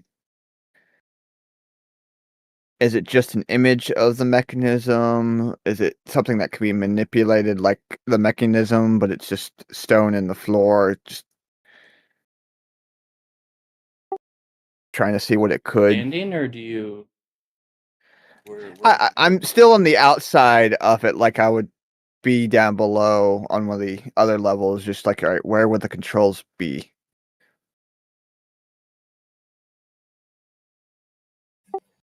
Hard to tell. It's this stone flooring, this mosaic, is just a picture of one.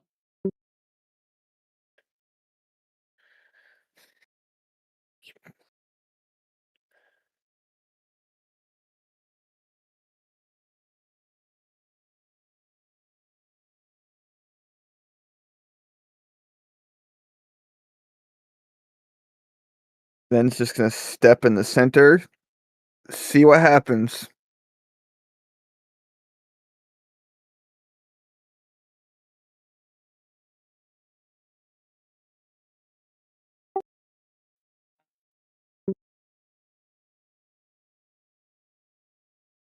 I was afraid of that smile,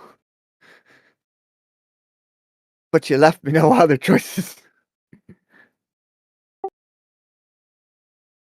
Juno.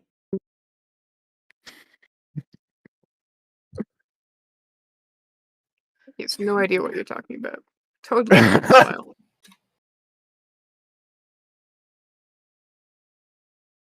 All right, so how do I disintegrate? I haven't seen a con save. Oh, you need a con save? Yeah.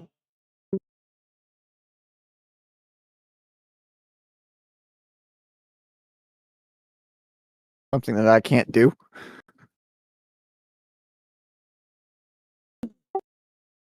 And as a recovery, can I just get a Arcana check? Flat Arcana check. That I can do.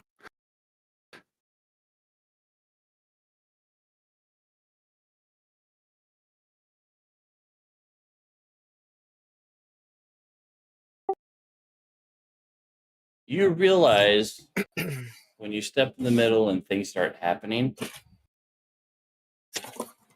that both you and Kath are in a physical representation of incoming information and a sorting system disguised as rooms. Kath being in the center of his room is receiving information but goes to a scattered singular books. Every room has a place where it goes. Information travels from one spot to another. Your room seems to be a mess because you are essentially, your room is the center sorting system. Information comes in, and this is how it gets sorted. It looks like a messy library because it's in the process of going through information gathering and sorting to the next phase. What essentially happens is a big old beam of light seems to overtake you, and everything in the room that didn't make sense start making sense. Books start flying from shelf to shelf. Things start unscrambling. The tower was constructed by a bit of a madman Mm-hmm. who made fail safes from intruders. Level for working, Makes sense. level for educating, level for if someone was going to try to infiltrate and collect and obtain specific information, it would make it very harder if they're only stuck one way or another.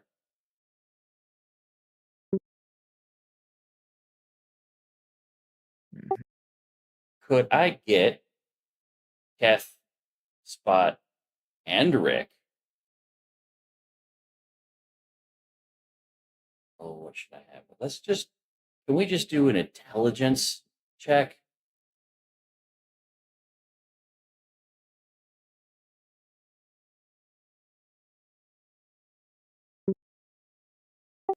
I'm debating if it should just be because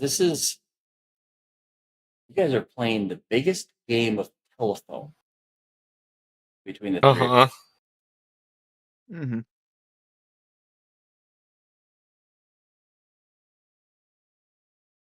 Let's change it up a notch. Let's have all three of you guys roll performance with advantage. Okay. It's even better for me.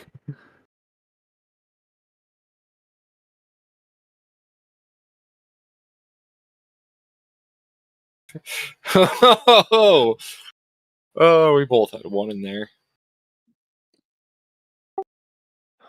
Now to see how high Rick's can get. Come on, Rick. Okie dokie.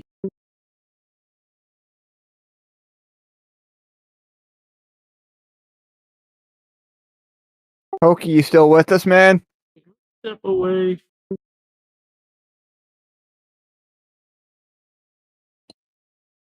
Maybe it's giving him hell.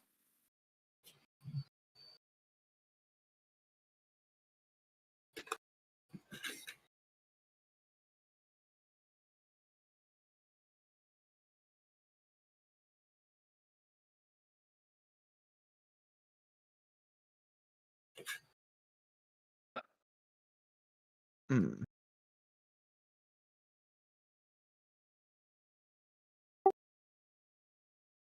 Okay.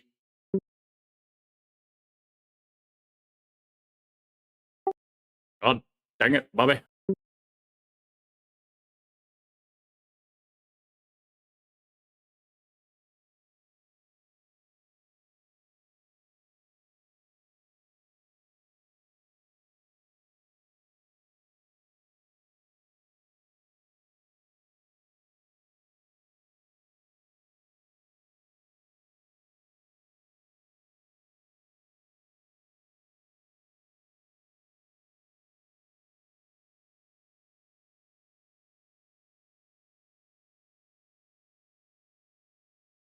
Hmm.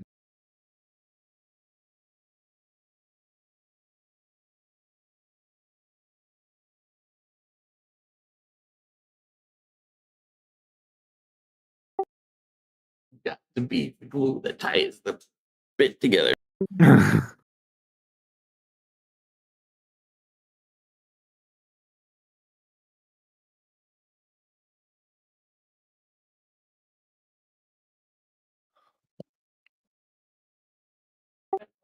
Well, we will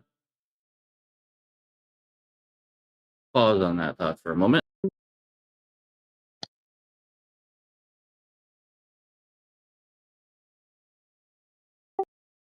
What's everyone else up to during this? Because I think Andrana and Viv were At the stairs. trying to work their way up. That is correct, at least on Viv's end. At least, yeah, at least a floor. Because it seems like they didn't have any problems with the first floor they tried to get to. Problems went when they went higher.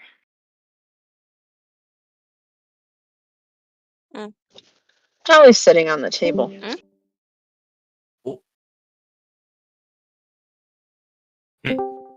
No.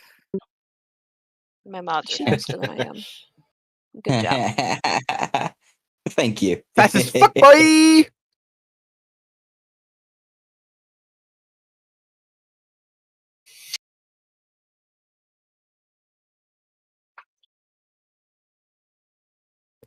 I don't know. But yeah, I was going up at least a level. Oh.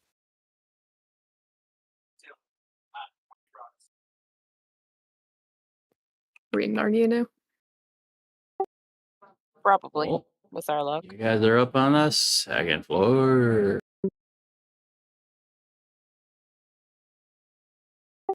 You guys march up. You guys are still together. But the boys are not found here.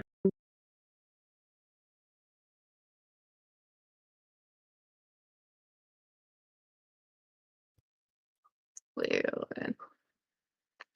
They're not here. Last we had heard from... What we had... They're watching the bottom floor for changes. Has anything changed with this floor? Not that we would know, because we haven't been here.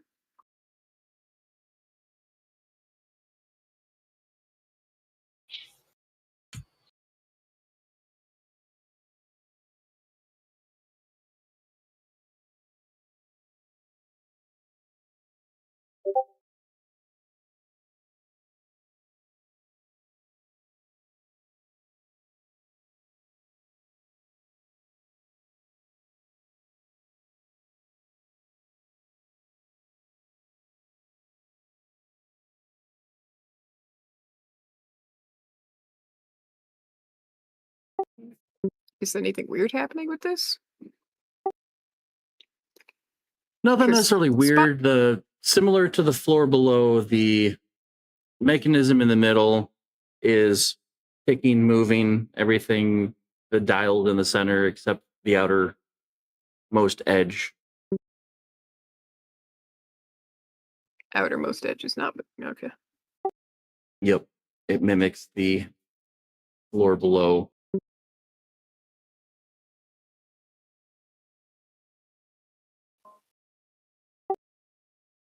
But while you guys are up here in lingering, can I get a perception check from the two of you?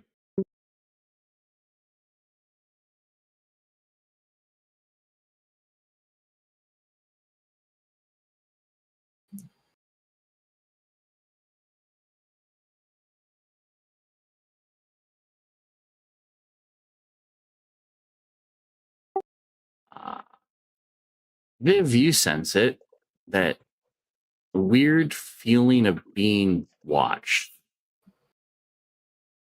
that you didn't get on the floor below.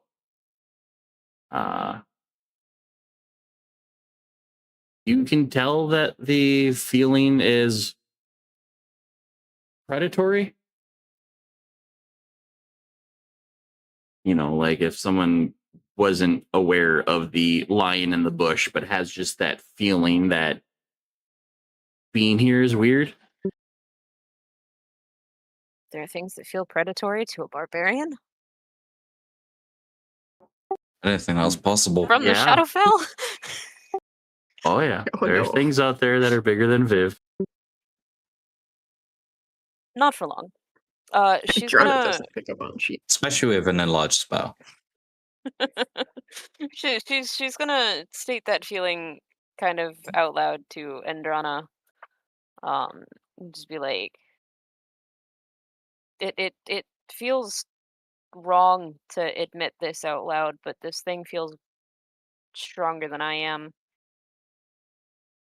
For now. What? Dang it. Drana's gonna like look around the room like, I didn't see shit. What are you talking about? There is something that is causing the hair on the back of my neck to stand up.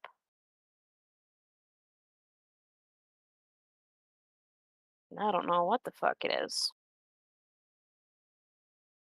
But I Hits don't me up like it. here. Is this a chair by this window? Yeah. There are like 3 small benches Is it facing out the window or towards the center of the room? towards the center.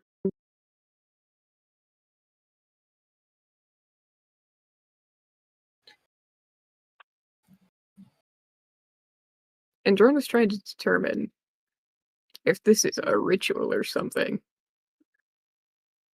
Because it feels like a ritual. It's a fucking circle. There's a bunch of diagrams around it in specific spots. And there's one senator facing all of this, so she's gonna go sit in the chair.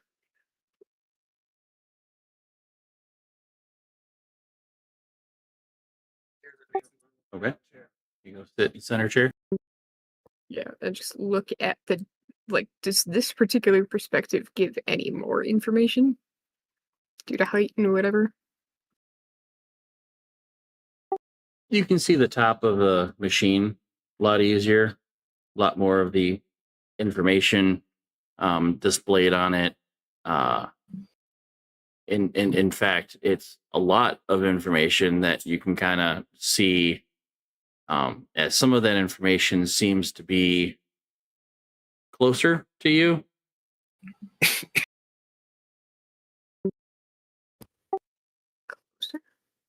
Like certain bits of information have zoomed in to be like To within my head. touching reason, within touching, almost touch it. Can I touch? Go through it. But it's like projected now? In a way? Yeah.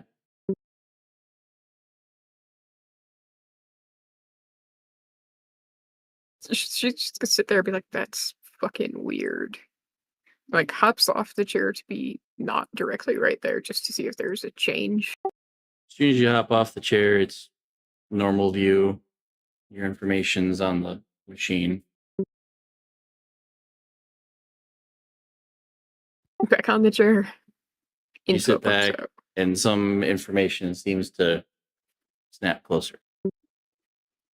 It's almost like you've activated like a HUD or something, where bits of the Stay sitting here information. and ask Viv, do you see that? And point at the floaty info.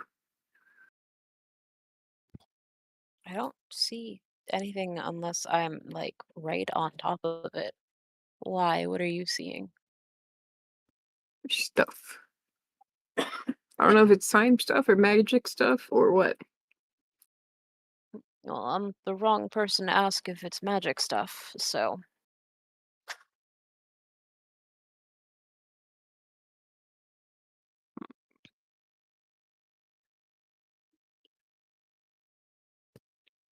I'm really tempted to run down and snag Rick sending stone to spot.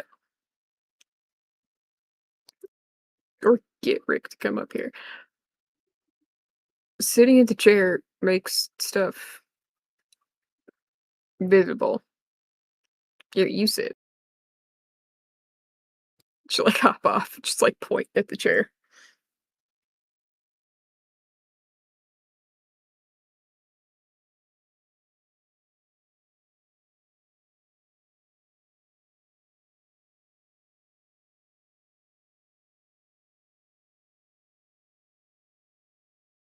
Viv will go sit in the chair.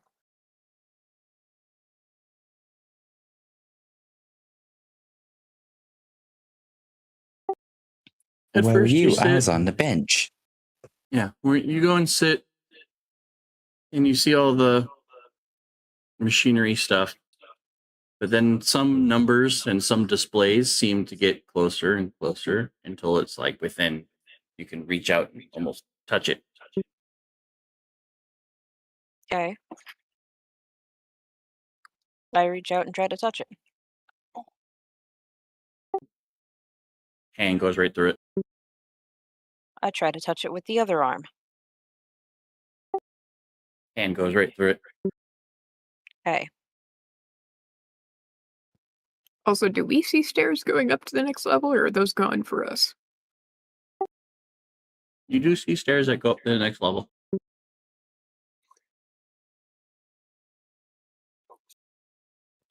So I got no idea how Kath lost his stairs. I didn't even know you could lose stairs. I didn't know you could lose stairs either. Like, I know things in the Shadowfell move around a lot, but not to the point where we lose stairs. Doors, yes. Stairs, not really.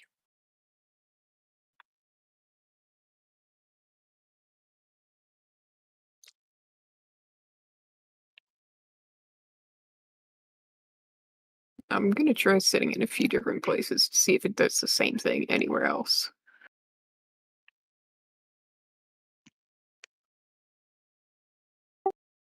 That If you sounds were to like an sit idea. anywhere else in the room, it does not do what it does in what would essentially be like a headmaster's chair. Yeah, but Andronis, yeah, just gotta look at Viv and be like, I'm pretty sure you're in. That chair is the boss of all the other chairs. Interesting.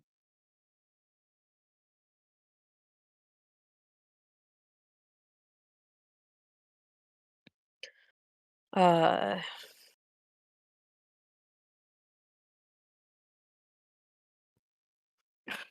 And Andronis gonna pull out her sending stone, which is connected to the GIF, who's still downstairs with everyone else. I'd be like, hey, have Rick tell Spot that there is a chair. There's an important chair.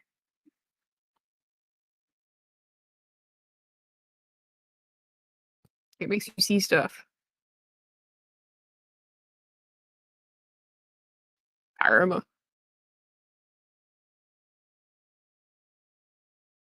We've lost everybody. Everybody's gone. No, I was dealing with Paul. Alright.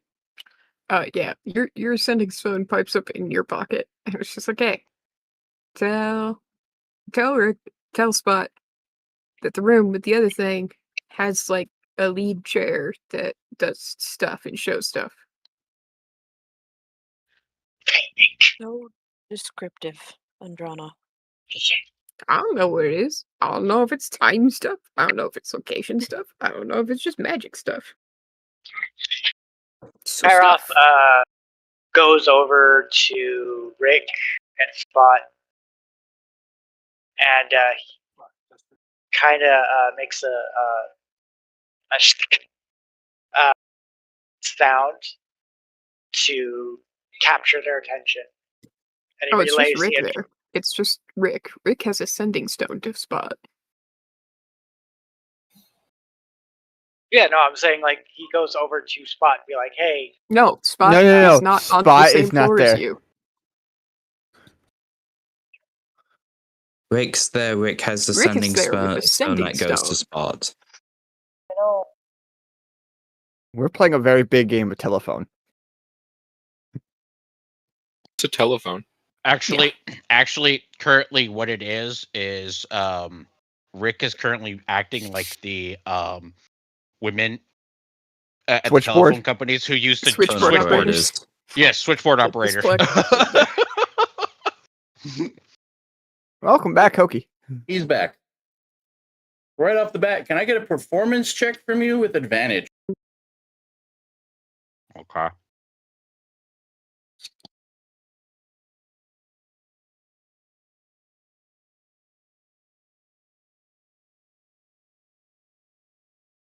$29. Thank you. Yeah, if you need a performance, I have a 12 to that. So, like, well, and specifically, Kath and Spot are stuck in two different rooms, both activating a different part of the machine. Trying to relay information in the world's biggest game of telephone. It wasn't necessarily, are they smart enough to exchange your information? How well do they get very specific bits of information passed from one to the other? I decided to have the group roll a performance check. We got a 10 and an 8. And we needed a third person to determine if the group succeeds or the group fails. And the 29 pushes them into you succeeded because I set the DC to 30. Wow. Were our good rolls Holy cow. that worth it? And you two alone could have passed it, but nope, Rick is the glue that keeps this performance going. However specific or weird the information you're getting, however how weird because you don't understand the words, you're able to pass the information verbatim, almost taking on a like a different persona. Like you start to sound like them. You pick up their inflections. You are picking up their accents. You are trying to sound as close to the they almost feel like they're talking to themselves directly on like a walkie-talkie. But here's Rick going full 1920s switchboard operator, relaying this information like a freaking beast. Takes practice when you have to relay information to three people at the same time just to walk. So for anybody else in the room, whatever you're doing looks complicated as hell, but you are just like, back off, I'm in my zone. And Spot understands that. And at the same time, as Viv and Andrana decide, I'm going to go upstairs and try to find the two lost souls. They only made it one floor above. They found a chair that when they sit in it, takes the information from the machine and kind of like zooms it, almost like they've sat or acquired a HUD for information. They don't have to look so far to see certain bits of information. It's brought to them. And basically, there was a conversation of either someone goes down and gets Rick to come up to them, or Andrana ended up pulling out her sending stone to Froggy to say, hey, tell Rick to tell Spot. So the telephone is now a full-on switchboard, as we have 4 separate groups all talking via sending stone to each other, with the only consistent variable is Rick. Yeah. At this point, actually, he's like, you know what? This is going to be so much fucking better. And he scatters. There you go.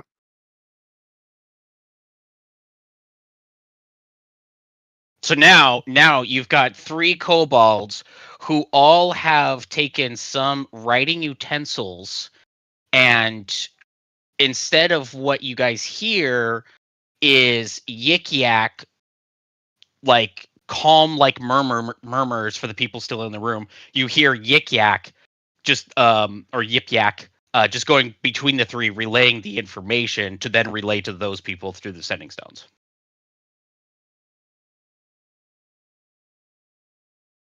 It is one hell of a freaking performance, I tell you what.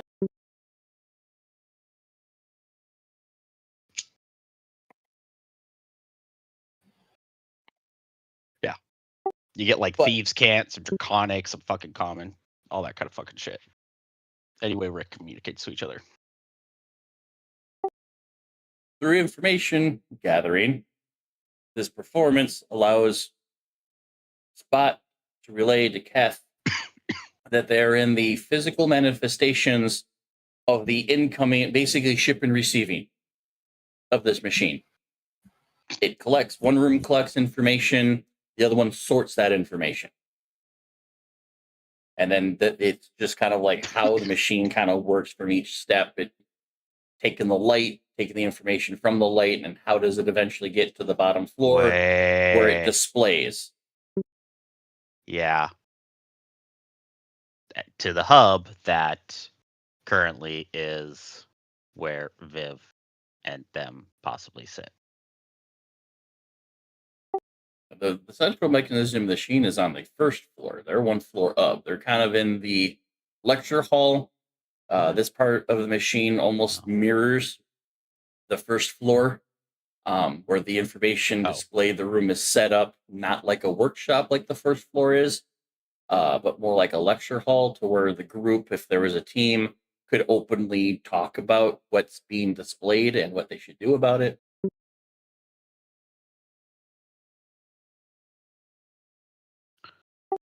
And if essentially Loheim would be sitting on the seat that Viv is sitting on, some of that information is being brought to him so he doesn't have to strain eyes or ask, hey, what does that say? What does that say? The information is like brought within like arm's reach in like a zoomed in, almost like you acquired a HUD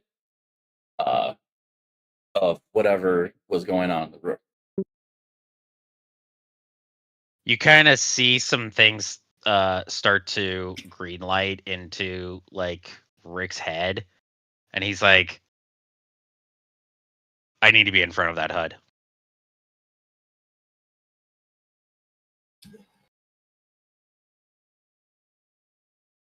It's only up a floor. So does Rick go upstairs?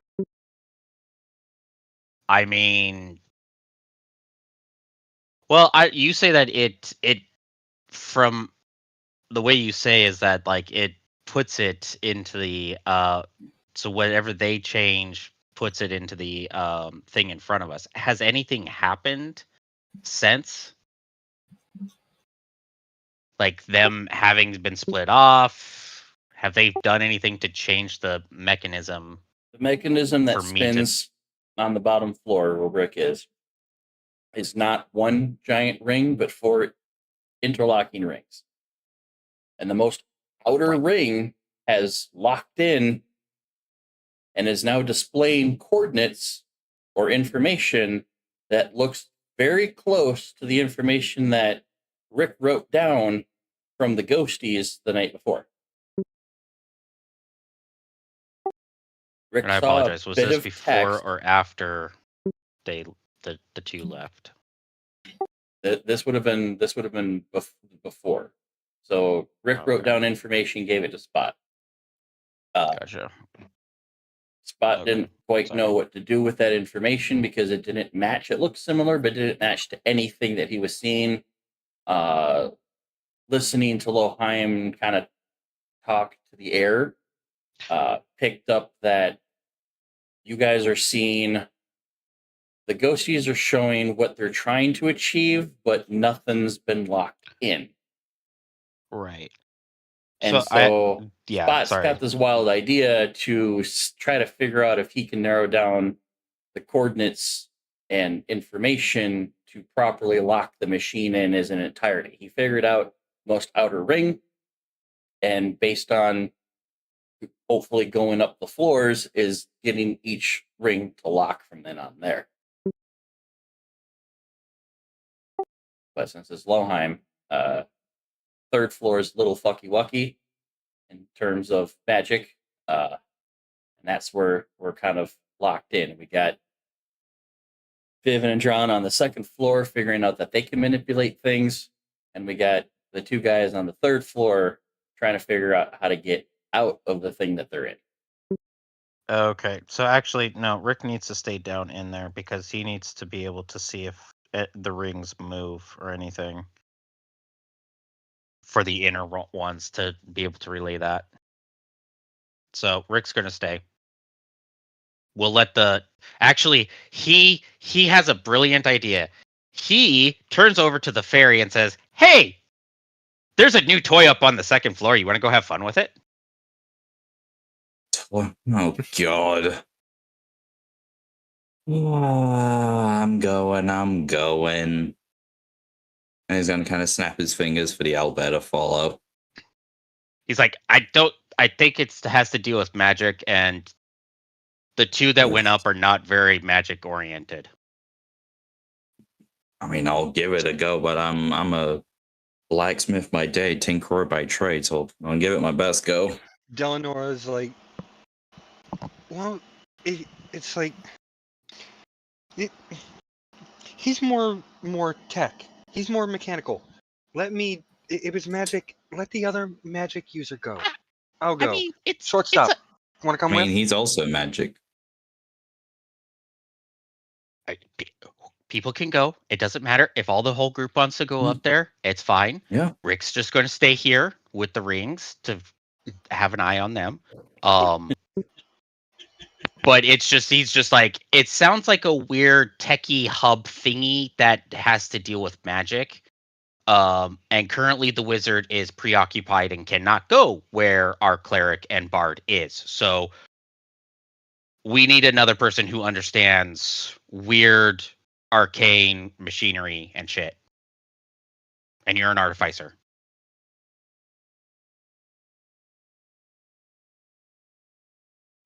He's gone up. He's going to go to Andrana. Yep. Sorry. Oh, go. Deleanor is also going to head up, realizing that her and Brandy have the matching sets of stones. At least Brandy's downstairs. I thought Brandy was cooking. Brandy's sitting on the table. This room has absolutely nothing in here that Brandy can play with or mess with because she can't read enough to be successful. And well, Or shit. steal. So we have Rick and Brandy on the bottom floor. Rick has 2 out of 3 sending stones because the Gith is standing next to Rick with Andrana's sending stone. While looking at the rings, The Git stays there. we got 4 party members that went up before to mess with that mechanism to try to figure out why the 2 on the 3rd floor is stuck. This is fun. Listen, they're splitting the party and then they're splitting the party.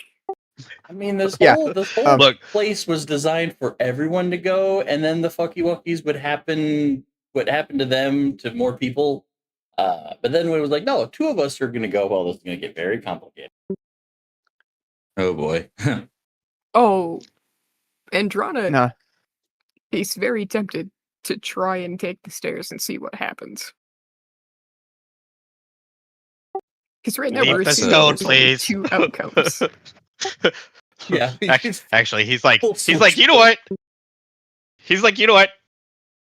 Brandy, give me your stone. Go with that, please. Thank you. Just Rick on the bottom floor with all the stones laid out in front of him, talking to him.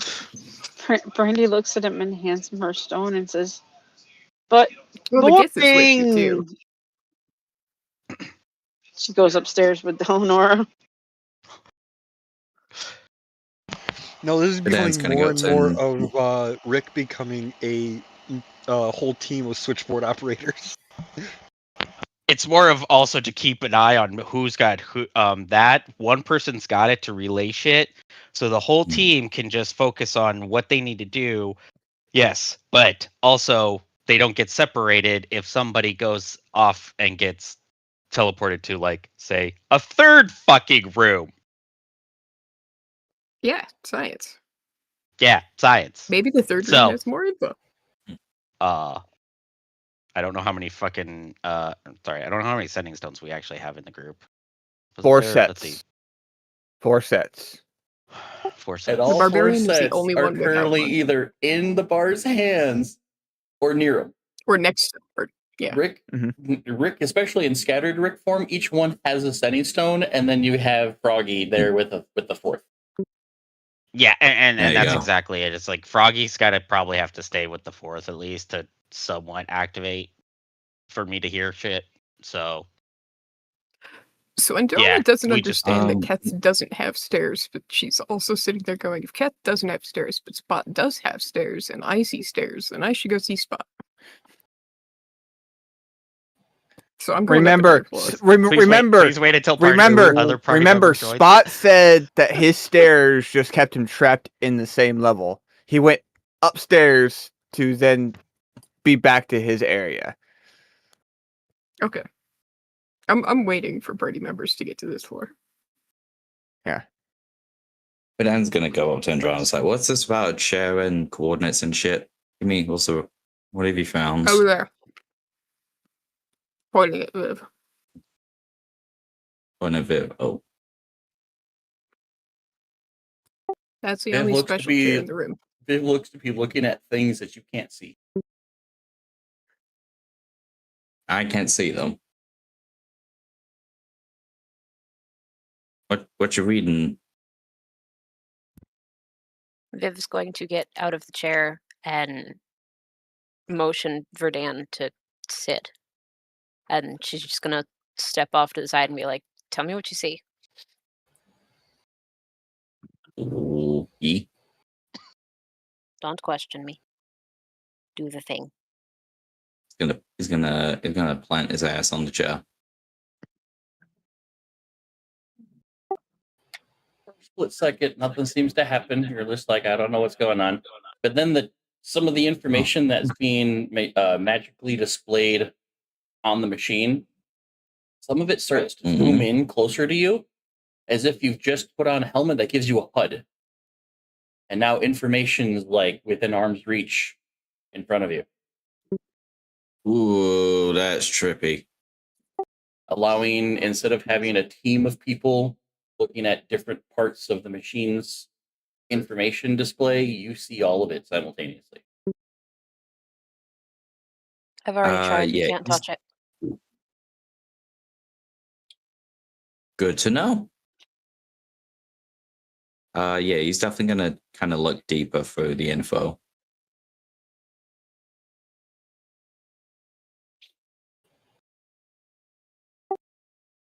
You notice that there are 2 information feeds that have a little warning that says "in processing," where the rest of them do not. Process. Okay.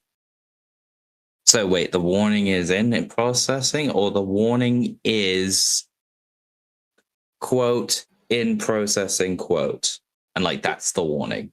That's the warning.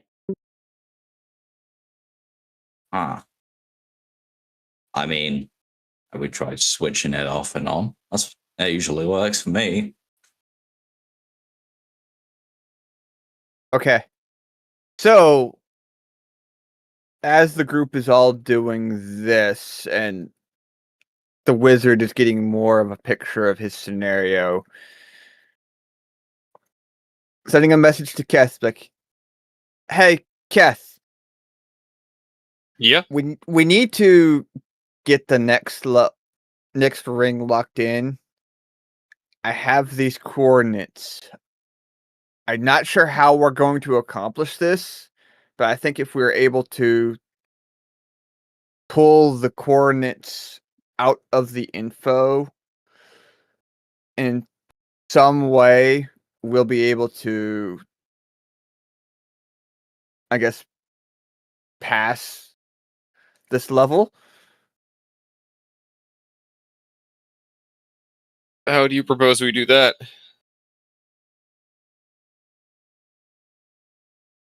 I don't know. I'm going to start by at least focusing on searching for that, as I'm apparently sorting all of this stuff into place, so that way hopefully you'll end up maybe writing it down, or I don't know, but this is the best spitball idea I got at the moment. Okay. So you So, need me yeah. to pay attention to what I'm writing, and if something looks like coordinates, let you know. Then we should be on the right track. Okay. So, Badger, since I'm apparently funneling in all this information to just do I'm guessing, the basic sorting, so that way Keth is actually doing the finite sorting in his room. I'm trying to get it, I guess, mentally speaking, operate the machine so that way all the switches hit for this particular level. I don't sure how to accomplish that, but that's the intent of what Spot is trying to do alongside Keth. I need you and only you to make a performance check as to how well you can describe what you're trying to relay to Kath.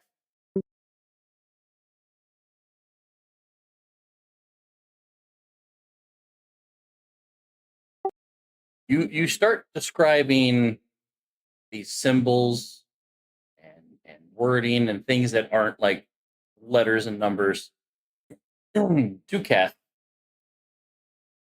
but like you're describing a rune, and you're like it's like the letter A but with a hiccup, and Kath is like, what the fuck is a hiccup? Like what? You're not very good at explaining Oh, no. what the runes he needs to look for and write look like. And this is one of those He'll times know where we're he back wishes in he can England do. forever. This is one of those times where It's- he wishes he could do a freaking telepathic. It Just like- reminds me of the game Push the Button, where one person's got a symbol and they're trying to charade it to two other people Mm-hmm. Mm-hmm. to try to get them all to match it up. Essentially, what we got going on here. You're trying to describe things in hopes that Kath can figure it out. Now, for Kath, can I just get a intelligence? Let's go with a straight intelligence check. Can you decipher his mumblings? I have 2 brain cells and I'm going to rub them together. I'm sorry. That meaning, yeah, the man is not 20. What? I mean, Kaitos is probably sitting in Keth's head like, I'm trying to help man this a lot.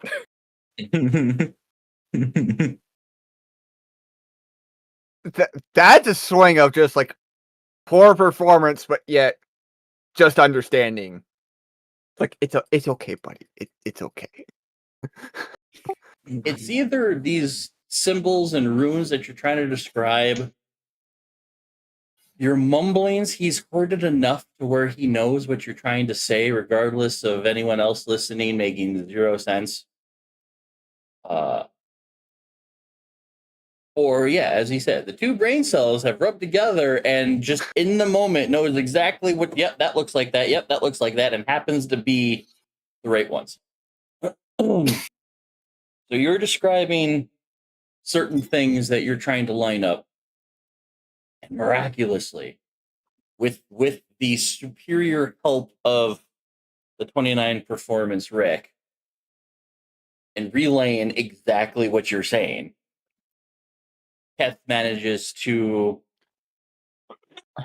see different books in his room lighting up that match what your. Because what he does is that if his character writes down a symbol, one of the corresponding books on the shelf starts to glow, more or less. Let's just say glow for, becomes aware of it. And every so often, you describe a symbol, and he eventually scribble. Hey, I wrote that symbol. It's that book right there, and starts relaying back location of that book. And from where you're sitting, you look over to a shelf, and there is a book on the very spot he is describing. And as you are in your beam of light, now that you are aware of it, that book starts glowing for you. And we do this back and forth. You describe a symbol, you wait for him to write it, he tells you where the book is located, you happen to look over in that same location, and now you become aware of the book. You are actively receiving information and sorting information live via a game of freaking telephone. Please hold.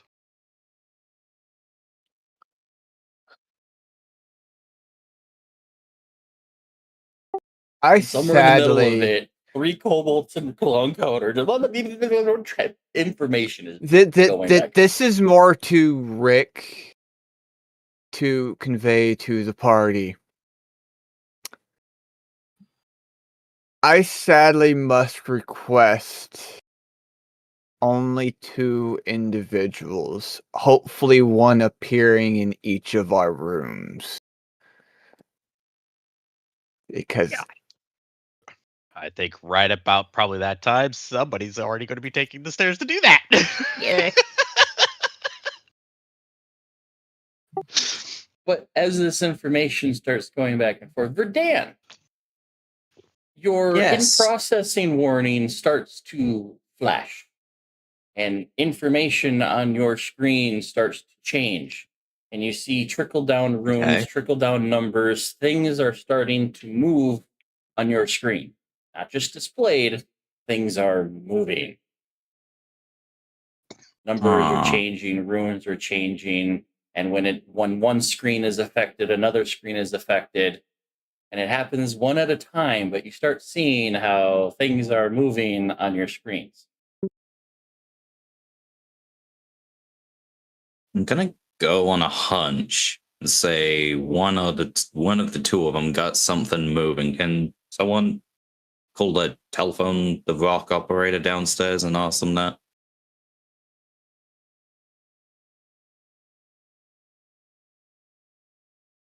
That would be Viv, who's got the right, unless she handed it off to you.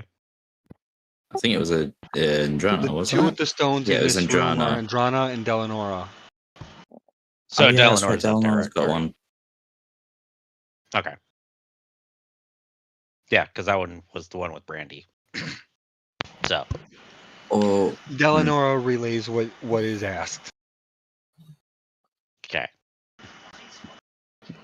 And Rick chimes in and he's like, yeah, I think it's the wizard in his room. it seems. Which, I mean, by the way, he was also asking to maybe see if some people could possibly join them. Oh yeah, Androna's already moving towards that. Upon hearing that, Delanora is going to hand her sending stone over to brain name For Dan. for Dan, Verdan. and go to head up the stairs. If Brandy's got the other half of your stone and Brandy's staying here, No, Brandy's stone got handed to Rick, so I handed my stone to gotcha. Verdan. Brandy's right behind you. Okay. Meanwhile, Brandy had made it to the second floor. Androna's going up And- another floor, Timmy. And Andrana, At the you wizard's have a request. sending stone, right? With Kyroth, who's still with you on the first floor as far as I'm aware. Yes. All right. Yep. Correct. Okay. Got it. Got it in my head now. Thank you. I'm going to send you a message because I hate that you said it earlier, whether you knew it or not.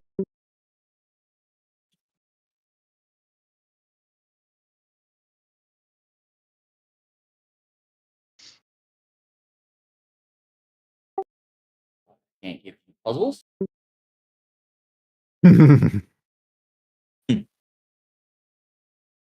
Ah, there's the light bulb.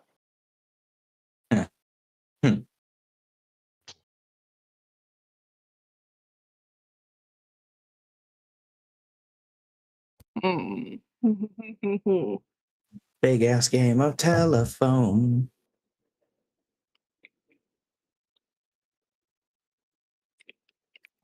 I think. And now that you've Or seen was it, it I know Manifest? you know Left. exactly what I'm talking about. Okay.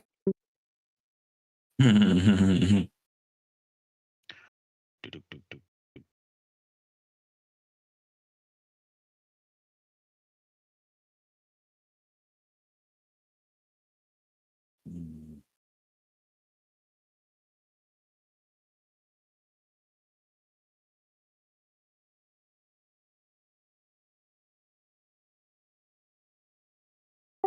You go upstairs with Delanora on your heels, and then suddenly you're standing in a room where you see Keth at a desk just scribbling away.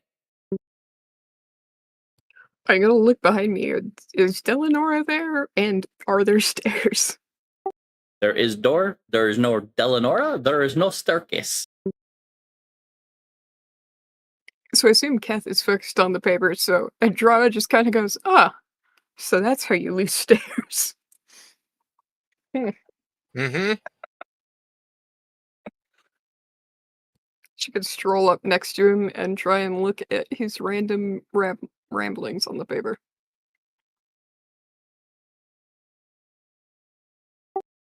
Just scribbling what looks to be random nonsense. Like, are they actually words?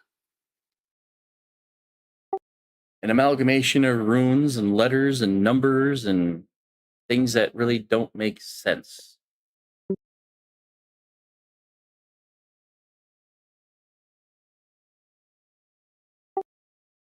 But some of the letters and runes and numbers that have been described and pointed out are repeating more often.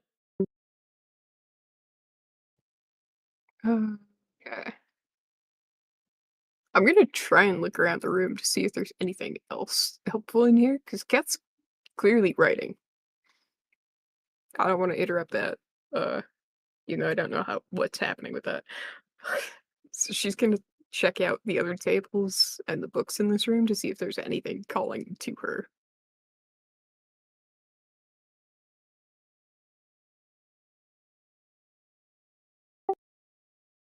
Nothing seems to really be happening in the room for you besides seeing Kath write. But you do notice that as you look at the books, they're all a different representation of a singular character. Oh, they all have different characters on them? What was that? I'm gonna go back to Keth. And the ones that he's repeating, I'm gonna try and see if I can find those books. If I'm understanding you correctly. Um, Or did he already have those books? He doesn't physically have them. As he writes certain things down, to him, that book starts to glow. And then he's got to point out where it's at. yeah, I was gonna Okay. ask Yeah. if I can communicate that. Like You're writing a lot, man. that bookshelf, third row up, Okay. halfway She's gonna across, green binder. scramble over. This, surprisingly, Andrana is used to. Like, oh, you need me to get this? Got it. And brings it back to the table with Keth. Yeah, you pluck the I book just right runs off the around, shelf, grabs books. runs it back, and every time you write that rune again, or that symbol, or that number, the book is now just glowing on the table. Okay. I find more books now. As Spot is describing runes and relaying them to Kath, and Kath, surprisingly, with a nat 20, understanding what the hell the cat's mumbling on about, you start pointing out more books.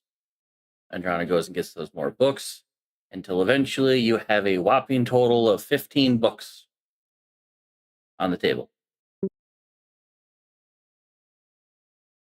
To where every symbol that you are writing now and repeating are all located on the desk. None of the other books around the room are glowing for you anymore. Okay. So I'll look at Andrana and be like, so do we take these to our wizard? Once we figure out how to get to our wizard? I'm gonna open a book. They're glowing for him, but I'm gonna open a book. Every page has the same rune or symbol that Spot was describing. But it's just like one punch, like someone flipped a page and stamped, flipped, stamp, flip, stamp, flip, stamp. It's all the same. Follow-up question, Tim. On the first floor, were there any specific spots for books to go? Not books. No. Okay. Not books. Not books. But spots for symbols.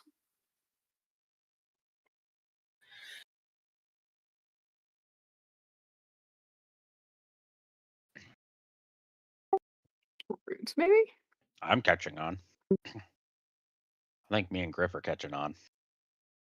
Oh no, Andron's just not. I feel like Griff's over here like I can't say anything. I'm not going to give anything away. You guys are all interconnected with sending stones. Oh yeah. Well, I'm Oh, no. waiting for you to get to my room so I can do the Oh, things so that you I've can been say saying. things. Yes, because y'all are playing out y'all's scenario first. Mm-hmm.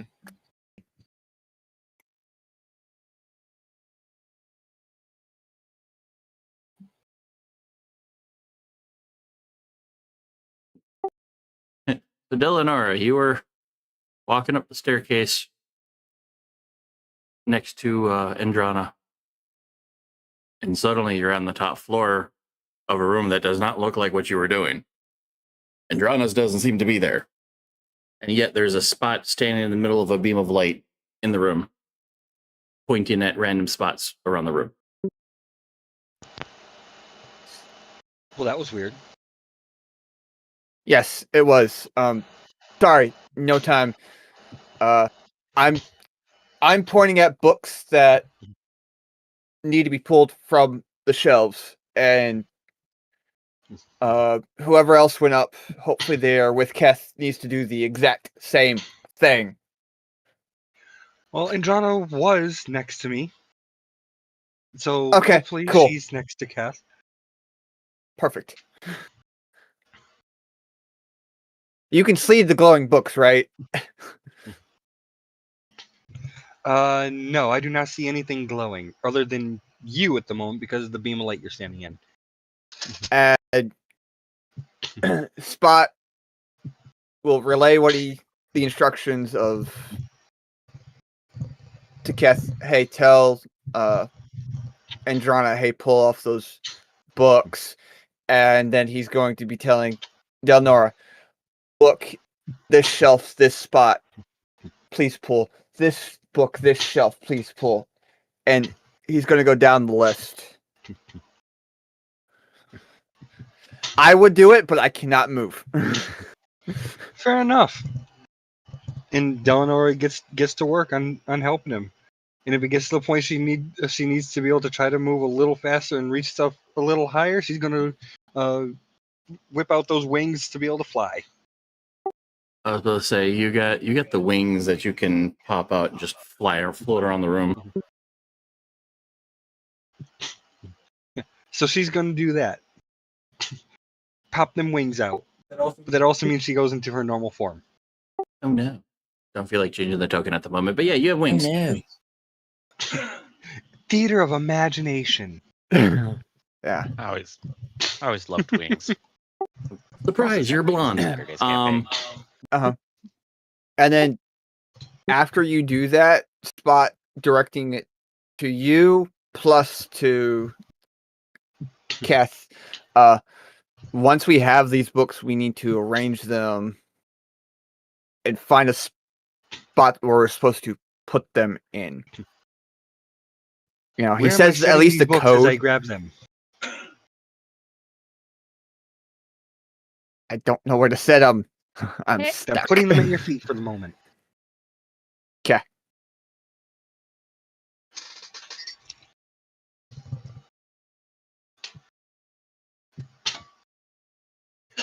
As she goes around the room, grabbing all the books that she is told As to grab. as you bring the last book, Spot, you feel like you can suddenly stop. Because you're no longer having to point because all the books that you were pointing at are now at your feet. Cool. I take a step out of the circle. Upon doing that, in another room, I bet your hand's cramping up. Mm-hmm. But Keth, you compel yourself to stop writing. Well, that's good, right?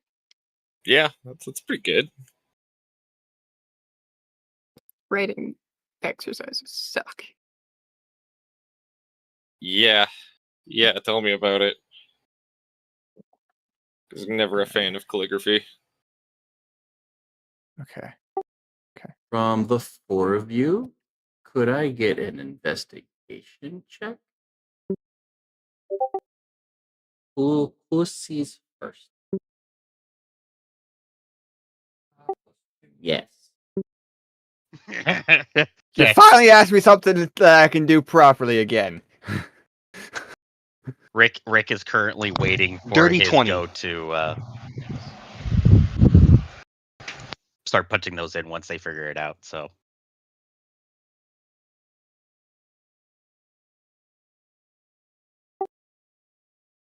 Oh. So with all of the listening to the information passing, you go up to the machine on the first floor and start basically punching in the same runes and number sequence. once they figure out the proper sequence to punch it in, yes. Oh, it was the Okay. same sequence that I used to put it in the second floor. Ironically, the same sequence that Rick wrote down the night before.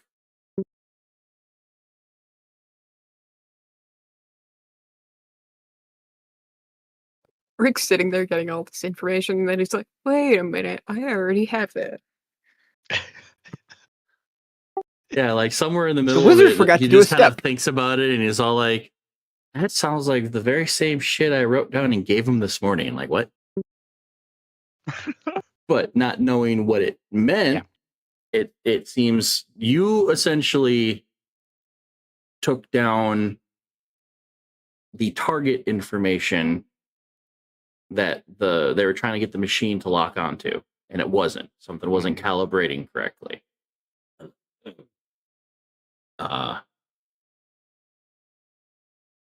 And now you're going up the machine, trying to tweak the couple of little things around to try to see if you can get the machine to lock in on a set of coordinates. But with a 25 and a 22, or dirty 20, 25 and a dirty 20, you guys kind of see it simultaneously. But one of the bookshelves between the desk and the heating unit over here shifts back like a foot and slides open.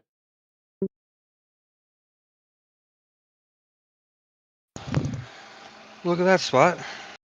That looks like Into our the exit. unknown? Let's go. I'm out. Barrel I'm through? ready to be out of this room. Yep. Wings doesn't even bother changing back, just folds the wings in to be able to clear the space and moves.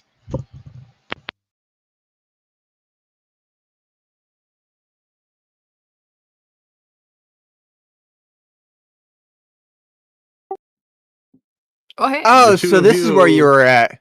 Two of you suddenly realizing, not really noticing a bookshelf sliding open, but these two come barreling through into your room. But more important, I go over to the door where it was only a door and no stairs. Do we have stairs again?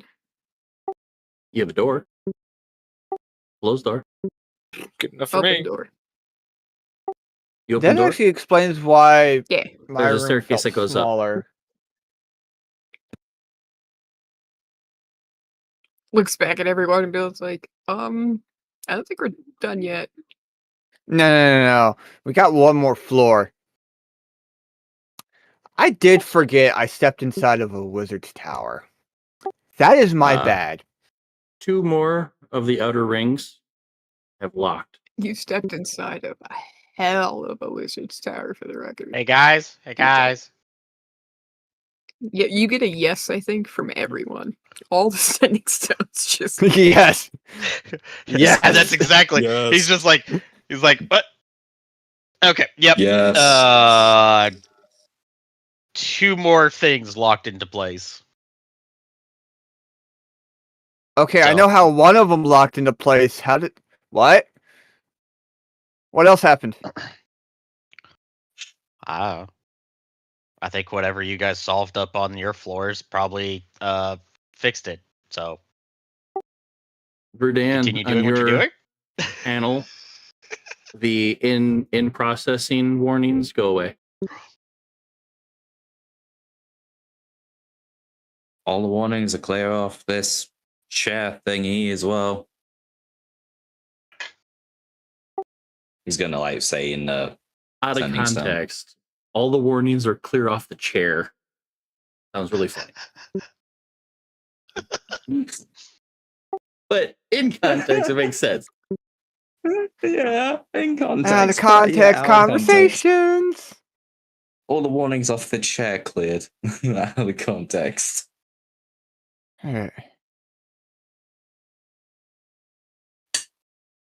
Well, let's tackle the last phase of this project.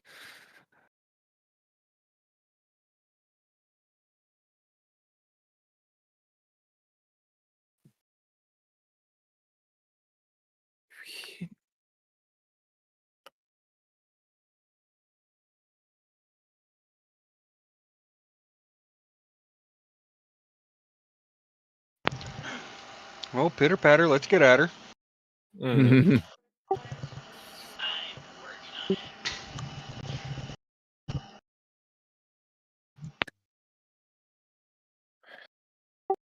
And all four of you head up the stairs and find yourself on the 4th floor. It seems more worn down than the 2nd floor. There are things actively looking like it's been abandoned or broken. Even some of the scuff marks and the marks in the flooring appear old, raggedied, and ancient.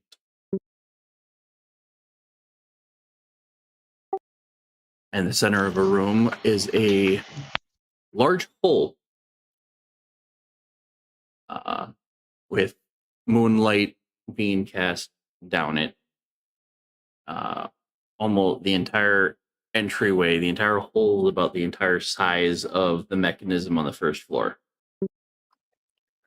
I am gonna lay on my stomach and then scoot over and look down the hole.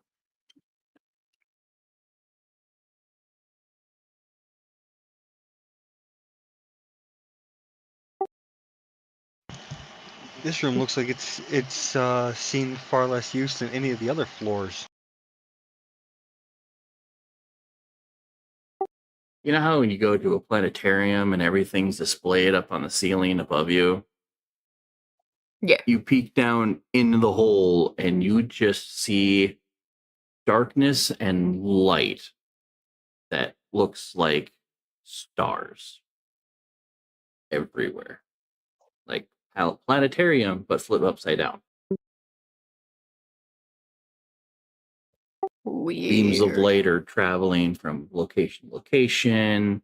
The sky's in the And- ceiling, or the sky's in the floor. That's all Andromeda says. If there's beams, Wait. that's different. But if it looks like a night sky or something like that, it's just like Wait. there's beams bouncing. That it's just like it's weird. Pot's just gonna walk up to the edge and kind of take a look. Like, what? Sky and Delanor's gonna floor? follow suit. Listen, it's the best reference I had to explain what I was seeing because I don't understand what I'm seeing. Fair enough. For the two of you who are joining, intelligence or arcana? Oh, Arcana all day.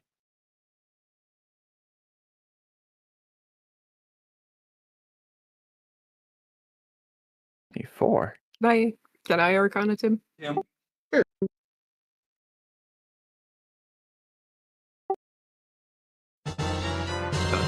Nice.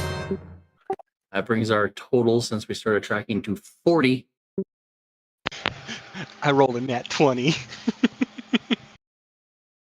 Nice. That's very nice. And Spot's roll was still better than yours. Ow! Damn. Huh? Because even Mine's with a a nat plus 20, it makes 2, it a so 22. technically a 22. Oh. Damn, that sucks. At the same time, he's also a wizard.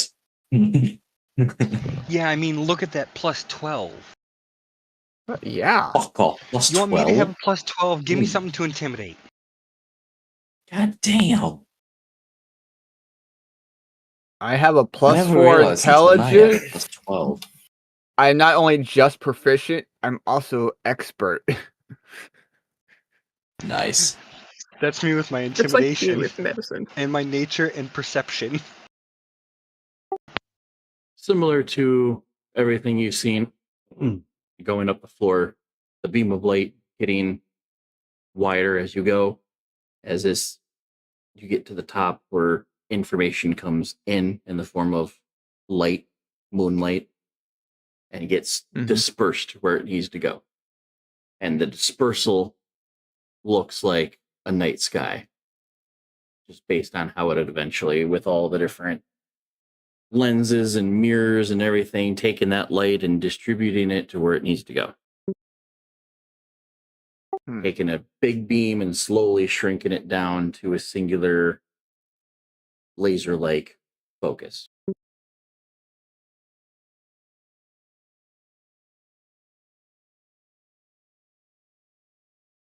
Yeah, where's the control panel? Delnor is going to look up and try to look around. Does she spot that chair at the very end of the room?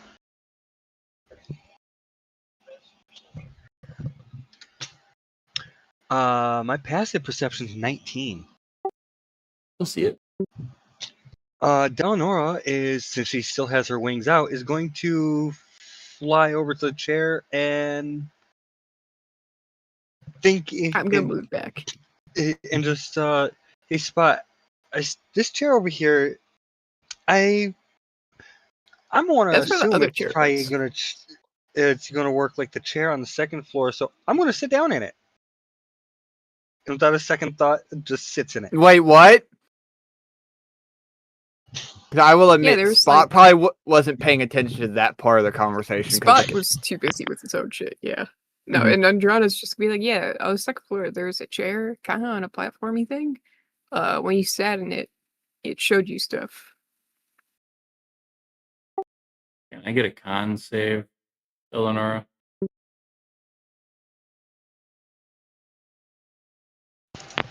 Yeah, thankfully I get advantage on saves.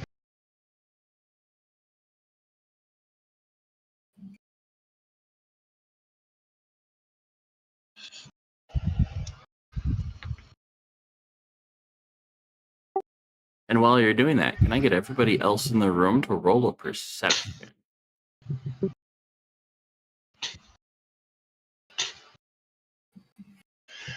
Uh, 25.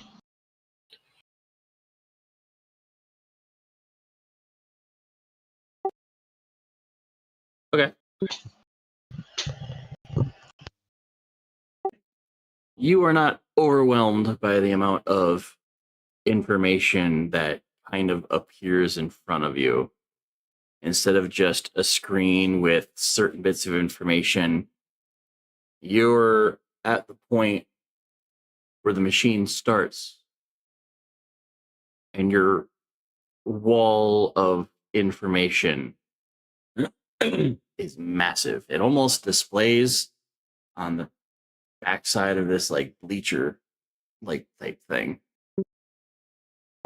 It is just wall, wall, wall, wall of text.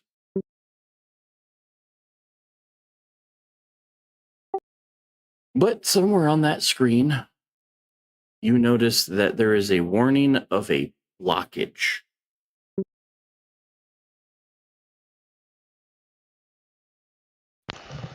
Hey, guys, what I'm seeing here says that there's a blockage somewhere.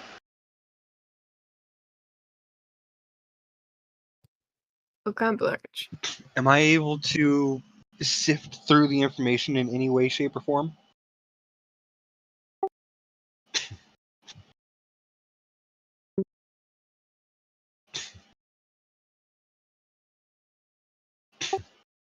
Yeah. looks pretty open to me. Okay.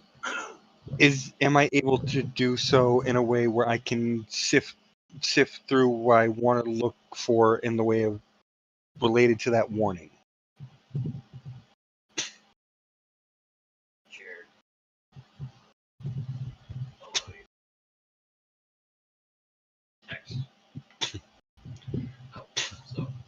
Okay. Okay. Then I'm going to focus in on that warning and try to see if I can get any more information from it. Like what kind of blockage, where at, anything like that.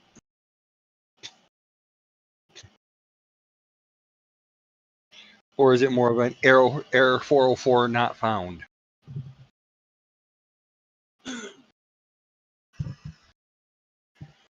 Could be an IT 10T error, you know.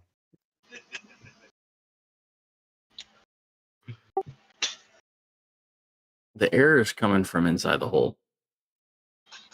The lens is blocked.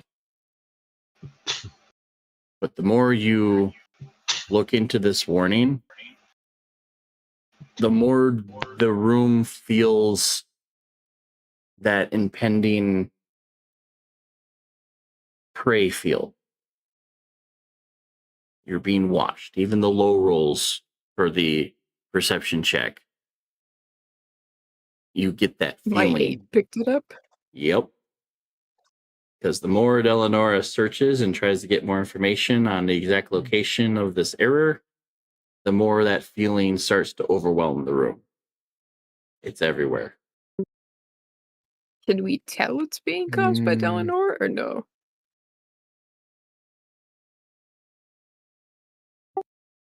Yes and no. As what the more Delanora seems to get focused on whatever she's doing, the bigger the feeling gets. Something is hunting you.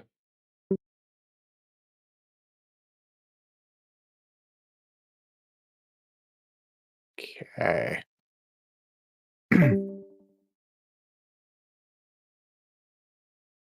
Where's the kaboom? There was supposed to be an earth-shattering kaboom. Sorry. And you could Del, maybe hop off that chair for a second. Maybe.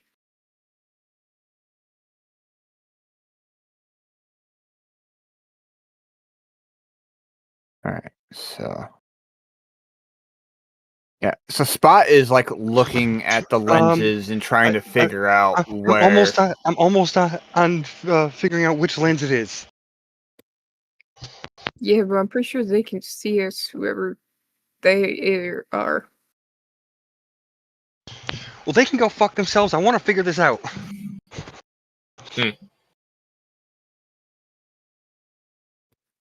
All right, your funeral. It just walks away like.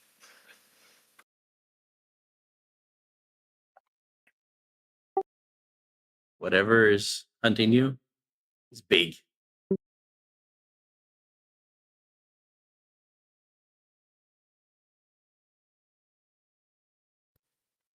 The sensation feels like it's like on top of you.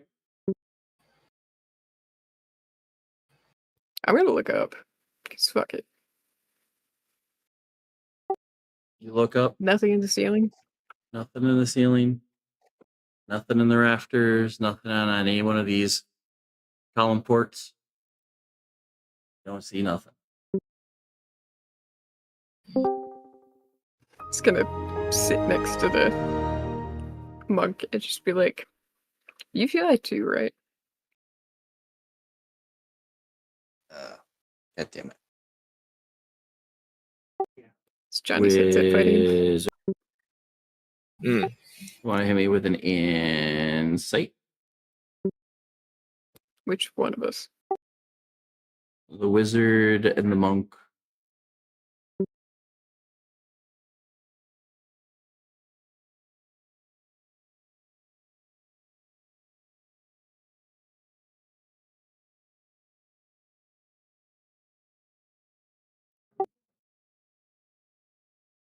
The sensation triggers a familiarity. Like the type of being watched feel has been felt before. Like the basilisk? Similarly.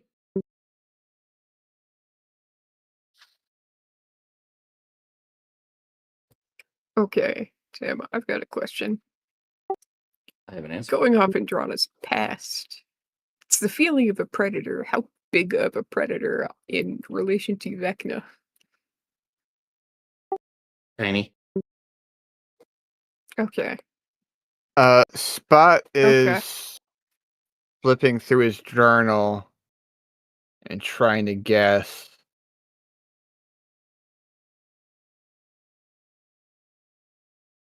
He's thinking it's potentially going to be the gargoyle crystal, but he's not 100% sure. So he's kind of seeing. He's kind of taking a look around to see kind of like what statues are around and trying to figure out what kind of creatures are being represented in this tower, and remembering the different floors / rooms.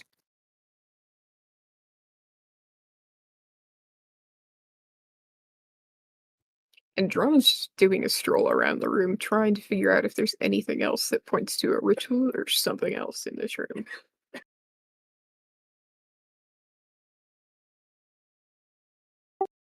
Although you're reading information on the gargoyle, at the same time, it doesn't make sense. Yeah. You are doubting yourself that is the correct one. Yeah. You know the That's name why of the he was. tower you are in.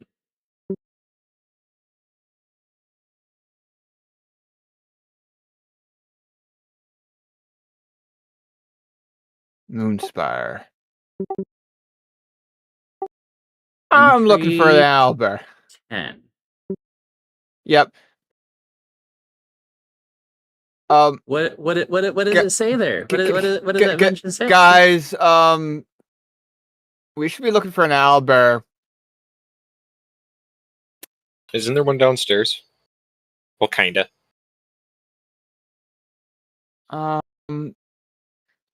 My best guess, it is inside a skeletal nest of shifting nights, and out of Like all the what looks like it's floors, down there. it looks like it would be on this floor, I think.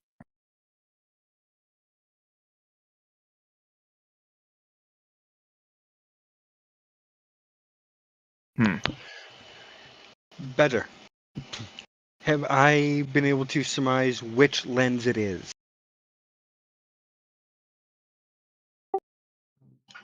Lens 16 down in the hole.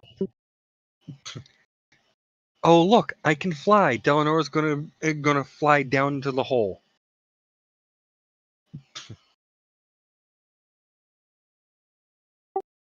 Okay.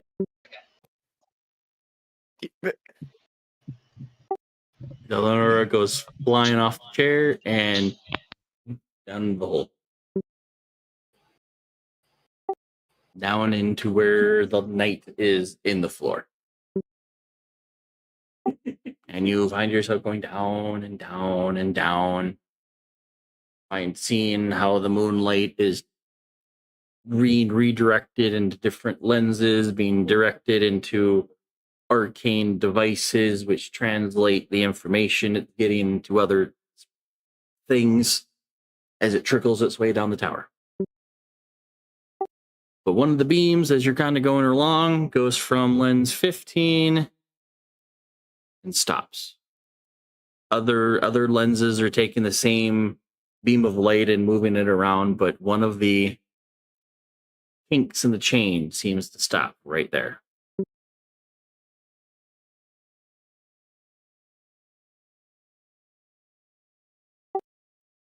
Can I get a con check? No, con save. I fumbled. I fumbled my words.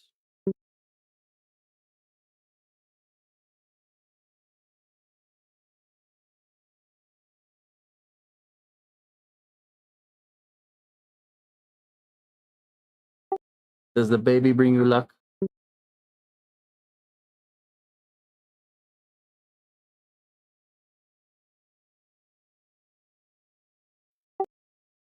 Oh, laughed with that was only the first roll. What did you roll? Con check, not save. No, he corrected I con meant save, not save. check. Oh, right, So sorry. it's total of 27.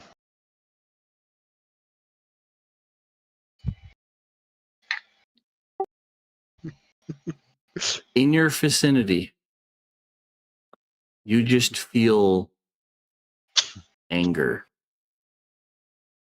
and hate and rage and chaos, like a wild animal stuck in a cage. Balt looks over to Andrana and he goes, I don't think Delanora bothered to figure out why it was blocked. I don't have a good feeling about this. You're gonna hear back up from down the hole. You said something about an owl bear?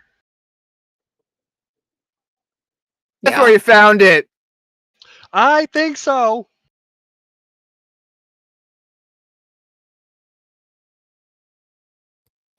I mean, Because I'm looking right at the lens that's blocked, and something feels angry.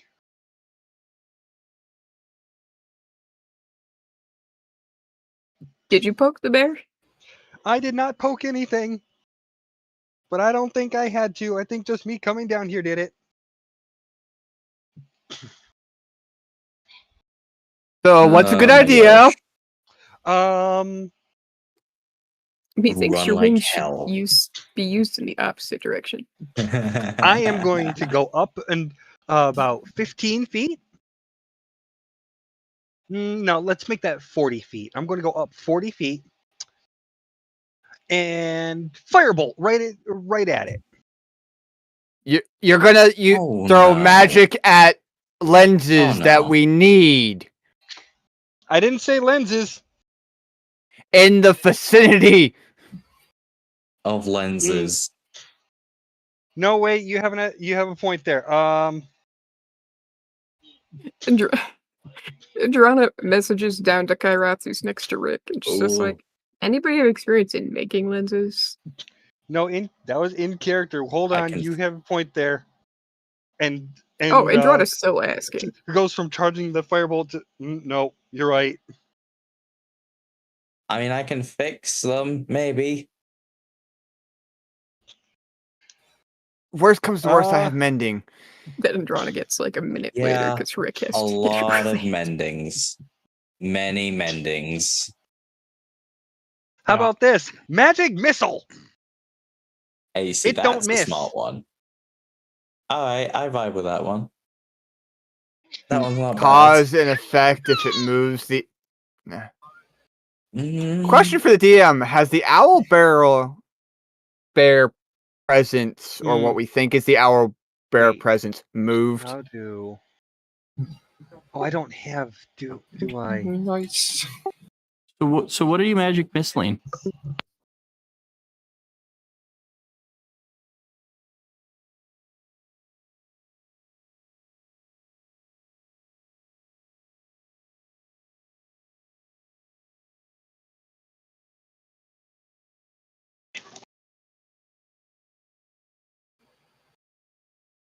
Watch it be the Albert's a hologram and he's about to Yeah. shatter the lens. The scolding is hilarious right now.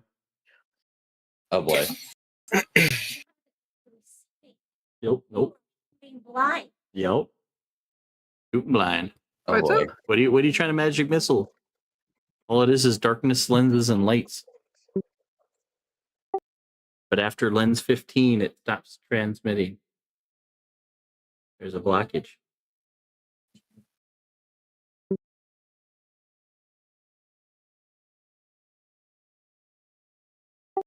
I really wanted to be mean after he said I cast Firebolt and be all like, you said it. Everybody Honestly, gets one. Before the words came out of my mouth, I got the in character. Oh, hold on. Okay. That's fine. Granted, it would have made me have to calculate something I was not anticipating, but hey, we would do it. Question though. Answer.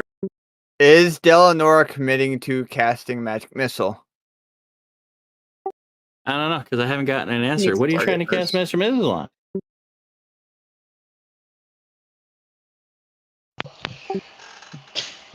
Damn it. Gotta have a target. You just sting fireball into the darkness. Is there enough light for dark vision to play an effect here? Oh yeah. To at least do something? Would you like to roll an investigation on the area of lens 16? That's a +2. I apologize tell for him, your Oberon. loss. Our child has found his voice and has not stopped using it. Some He's days got a are lot of better than input to others. share with the world. Ah. Aww. Yeah, the volume Oh. knob may or may not come in like 10 to 15 years. 21. And he's also found his supersonics.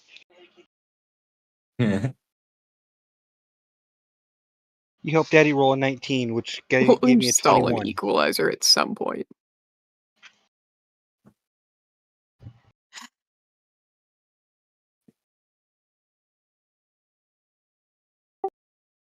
The light hits lens 15, travels halfway to 16, and just stops. You don't see what's there, but the light stops.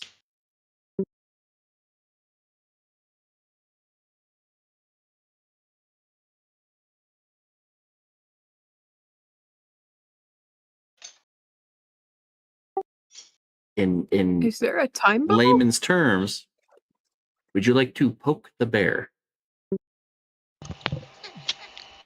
Magic missile where the light stops. I'm poking the bear with the magic missile. Roll your damage. Give me 1 second. I'm trying to remember what level the magic missile from this cloak is.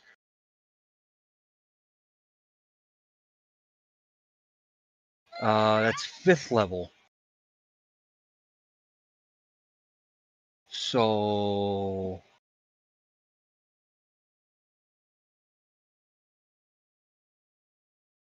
Three, 1 plus 1 above each level above 1. So that's 7 darts, right?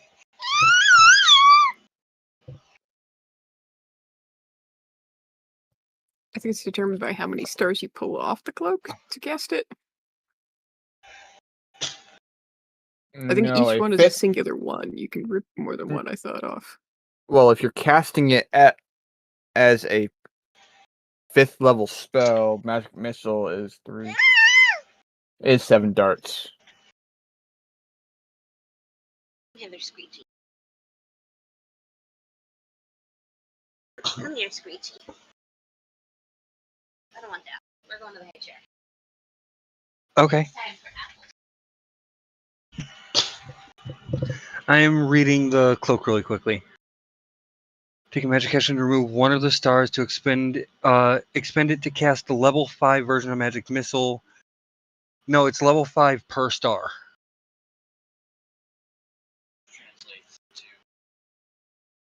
Yes.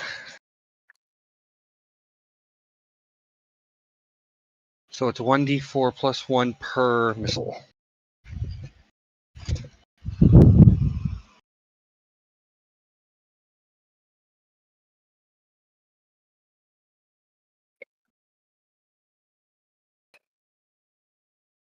Where are all my D4s?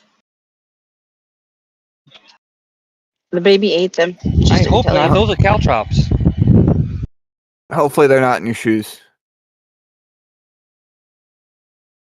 They will be at some point. 4.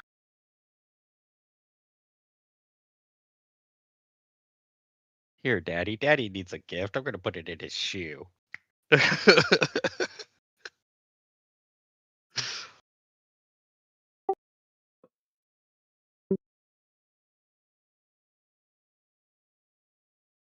I got 5. I can just roll 2 of them again. So that's 5, 10, 15,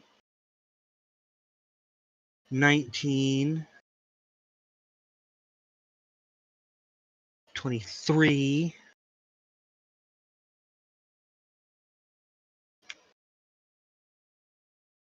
25, total of 28.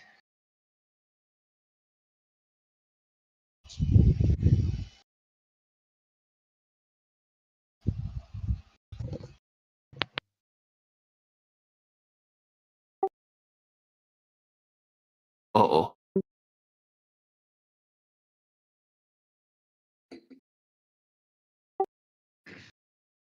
I don't like the way you said uh-oh. Your magical attack disappears into nothing. Uh-oh. I need you to roll a d4. The reason being, something happens inside the void, and then your magic missile is returned with a multiplier to the damage based 1. on what you roll. I rolled a 1. Probably for the best. It's 28 points of force damage. Ooh. Right back at you. That had a chance of being lethal. That And had you a roll a chance of 4. being truly lethal. Considering she only has 65 hit points? Just rolling a 3 would have been lethal. Rolling a 4 would have done 112 force damage to you. Ouch. Which wouldn't have outright killed you, but damn close. It would have been disastrous. We would have been seeing a Delanor falling from the sky. Would this have been the second time you fell, or the third time? Let's not get into that.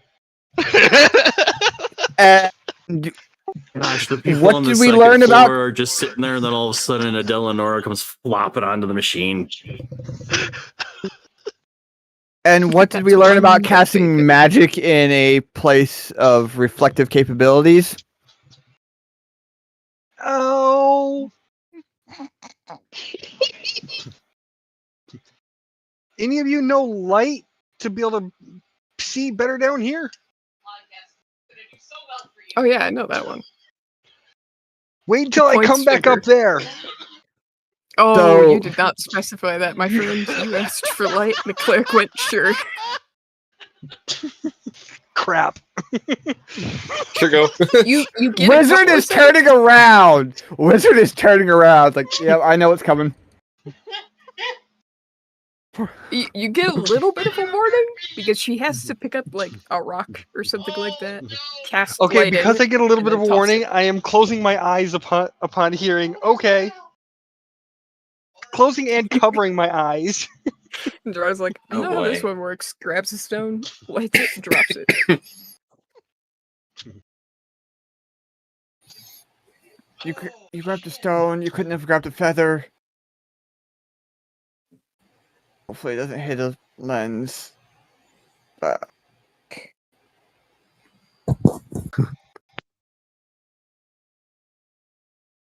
She tries her I think best we to drop broke the it in. DM. Oh no. Al, can you roll me two Shenanigans. d10s? And I need you to roll me a d20.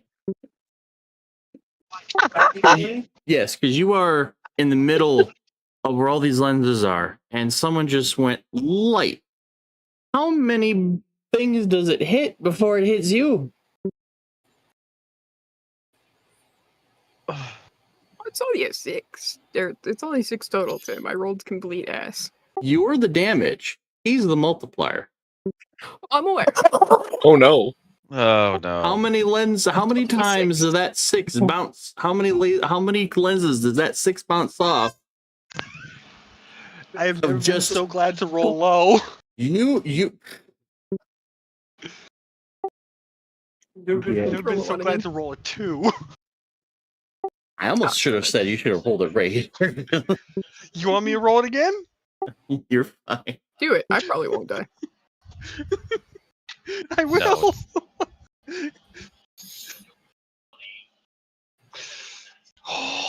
From light?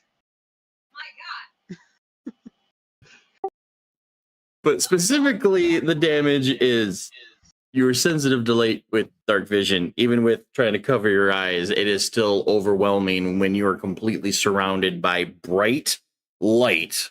Because light sheds 30-foot bright, 20-foot dim, being reflected by about 20 different lenses and mirrors and things in this space you have hovered yourself down into.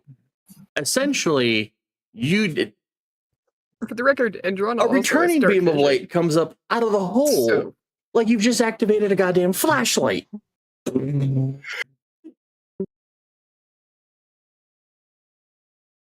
Androna just kind of And steps you'll back. only It's like, take the 12 you should be damage able to see of, things now. of holy shit bright.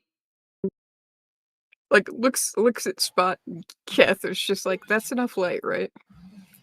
Yeah, that's Nailed more than it. enough light. It's the light of her life. And even for I'm the waiting to people hear on the first and Viv, second Verdan's- floor, that moonlight suddenly gets. Oh, about Androna to cast say- this a specific way because Androna also has dark vision. So it was close eyes, slap hand over face, turn away, and drop the pebble. She was fully prepared because she hates using that spell. She went, There's- all right, if you really want it. There's a reason why Spot did a full 180. Just like, oh god. What are you? Wait a Yeah, second, this is gonna be without bright. declaring what kind of damage you took, it was 12 points of go got my eyes. But I gotta all ask. Androna says into the sending stone to Kairoth is, he asked for light. I gave him light. I didn't think he needed that much light with that many mirrors, but I gotta ask. Spot. What happened? What is going on up there? Dumb decisions. Dumb decisions. But despite how much And light reaping the is consequences. surrounding you, there is a bubble of void between the two lenses that is not lit up in any way, shape, or form. It is the only dark circle you are seeing. Has it Dumb moved? ways to die. Nope. So for a third time, I mean, you've been unlucky this time. Would you like to poke the bear? Do it. Hey, Spot, you want to read out the entire journal entry? Hey guys, as a reminder, Untamed Time, Rage Without Form. I nearly lost my hand placing the Owlbear residence. I embedded it in the bones of the Moonspire, inside a skeletal nest of shifting nights.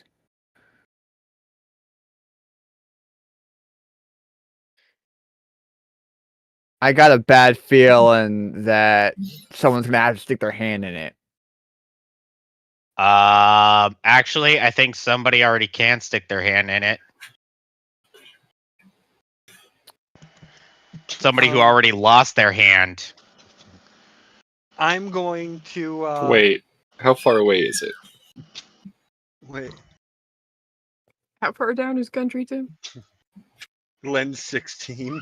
About 70 or so feet down. Damn it.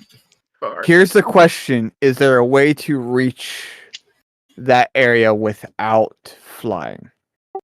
Some Or is hefty it just- parkouring. If someone would like to roll a couple of dex checks or I could acrobatics checks. I could come back up and lower down 100 feet of rope. Yeah, we do have a lot of rope. I have 100 feet on me. I Or my let the backpack. savvy people go. I think Spot might agree with this. The Wizard's Tower might not allow that. I don't think the whole system fully connects like it does. Like Okay. rope just comes straight down.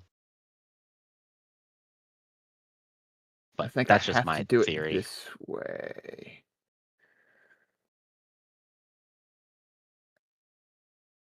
Okay. Badger, I'm declaring Wizard is going to Misty Step down if there's a platform that he can get access to where he can make the attempt to grab the residents. Acrobatics? You get acrobatics, right? Yeah, you get acrobatics. Whichever is higher, acrobatics, athletics. Which one's higher? They're the same. Oh, then No dealer's different than choice. making a dex. Yes! Well done.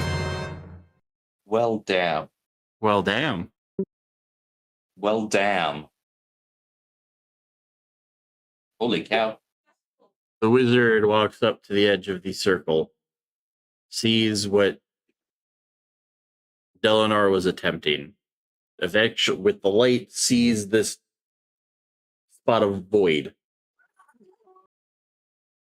Deep breaths, and then poof, finding himself parkouring from top of lens to top of lens to slowly make his way down to where this void is. You are now standing on top of lens 15.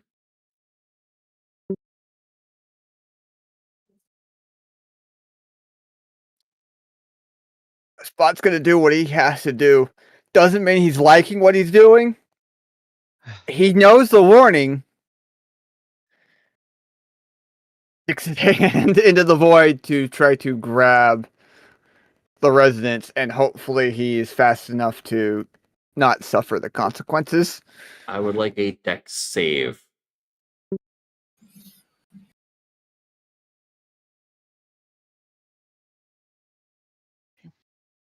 That was so close to being a 2.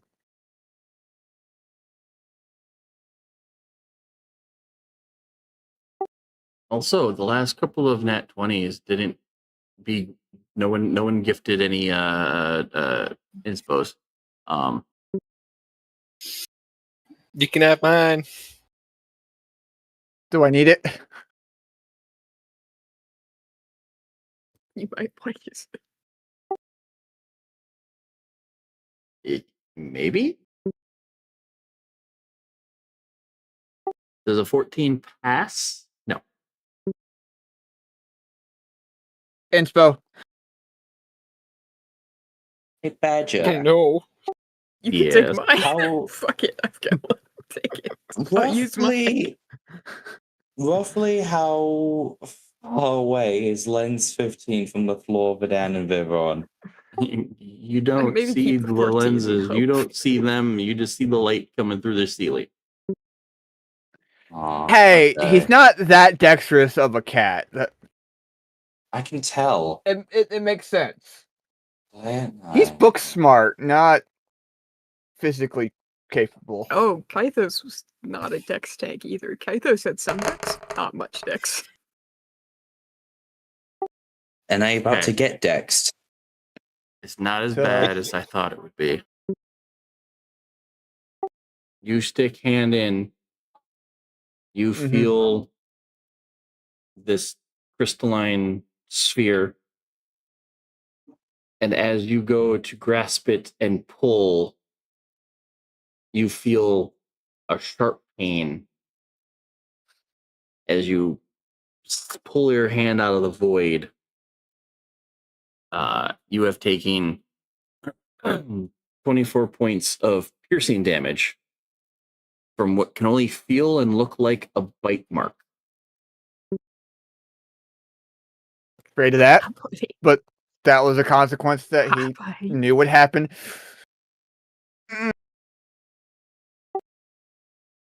But because this is a lot of damage to a single appendage, I would like Mhm. you to roll a D100 to determine if the appendage is lost during this Okay. attempt. I will say this, because Spot was aware that there may have been some bad consequences, he is using his left hand in case of Non-dominant the hand. consequences. Smart man. Yes, in case Yeah, of these as well. consequences happening.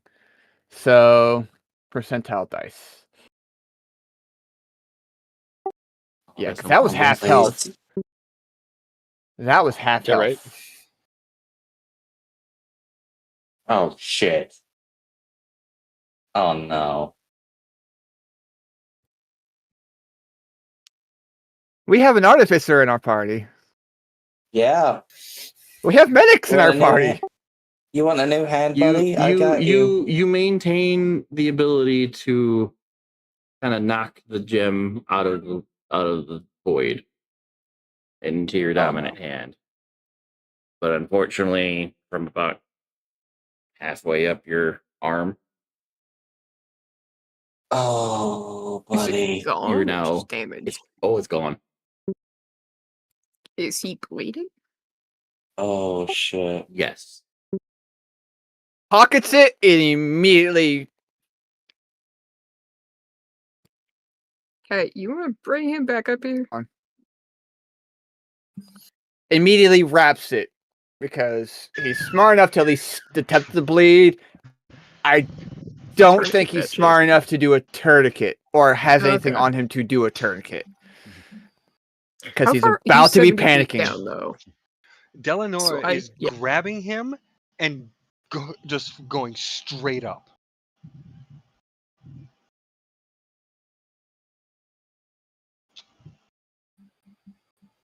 And he's just mumbling, made a decision, made a decision, made a decision. Fuck. Made a Andrana comes decision." over like that parent who's like, y'all gave me shit for touching things before realizing what they are, and you shoved your hand in.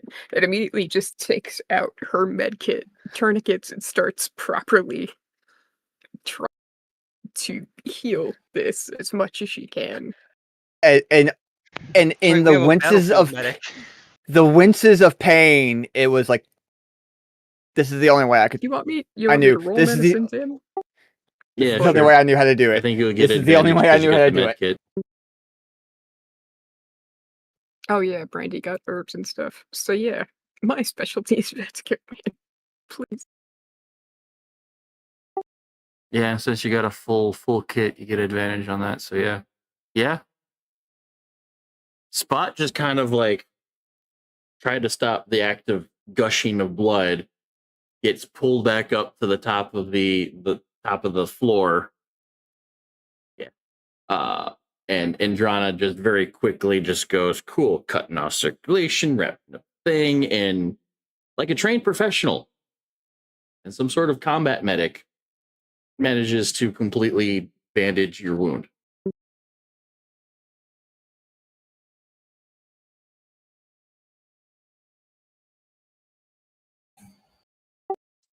Yes, your spider senses would be tingling.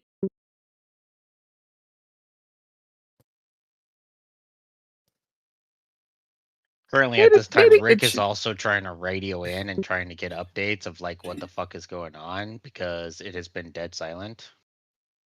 The wizard made. Oh no, Dorana's too busy patching up the wizard to. I'll sending relay Stone the to anybody. information. And within seconds of the wound appearing on Spot, you have a barbarian that has just sprinted up the stairs looking to murder something. So Dan wouldn't have been far behind. why didn't we wait until the rest of the party showed up? Question, Badger, after I did all that, did the void move? Did the void dissipate, or is the void still there? The void dissipated, allowing the light to continue traveling, and the fourth and final ring clicks. Okay. Being displayed on anybody who has a HUD or down on the first floor where there's already a display going. It's no longer random, garbly, gibbly, matrixy looking shit. There's a legit stream of information being displayed. Yeah. So, even though he is a cat, the blood has like gone away from his face, so it's not exactly white, but as close to white as you can for a tabaxi of Shell shocked. all right. Problem solved, threat neutralized. Lot of blood. We should have answers. New problem. And just looks down at his non-existent left hand, and it's like, it's just that look of I fucked up, but all gonna need prosthetics because I feel a theme here. Yeah, how many amputees is this fucking party collecting? Too many people are doing You've the got one 3 so far. thing, which is funny because I know the hint was we have people that already are missing limbs, so if something bad was going to happen, no one was going to care. And then Spot does the thing. So I mean, whatever. Hyperfixation. Well, It's like now I we know know. the answer. I solve it. Not wait. It's D&D. Once you declare what you're doing, that's what we resolve. So yeah, but kind of wanted to see this through, so we did run over, which I apologize. But now that everyone's back up and the wound is wrapped, good time to stop it. Figure out what to do next time. Same bat time, same bat place. And to kind of resolve your wizard suddenly losing a limb. Or part of a limb. Half of a limb. Halfway up there. I got you, bro. But with that, we will say goodnight to Kicking YouTube, and we'll see you guys next week, maybe. Until then, bye-bye. Bye. Well...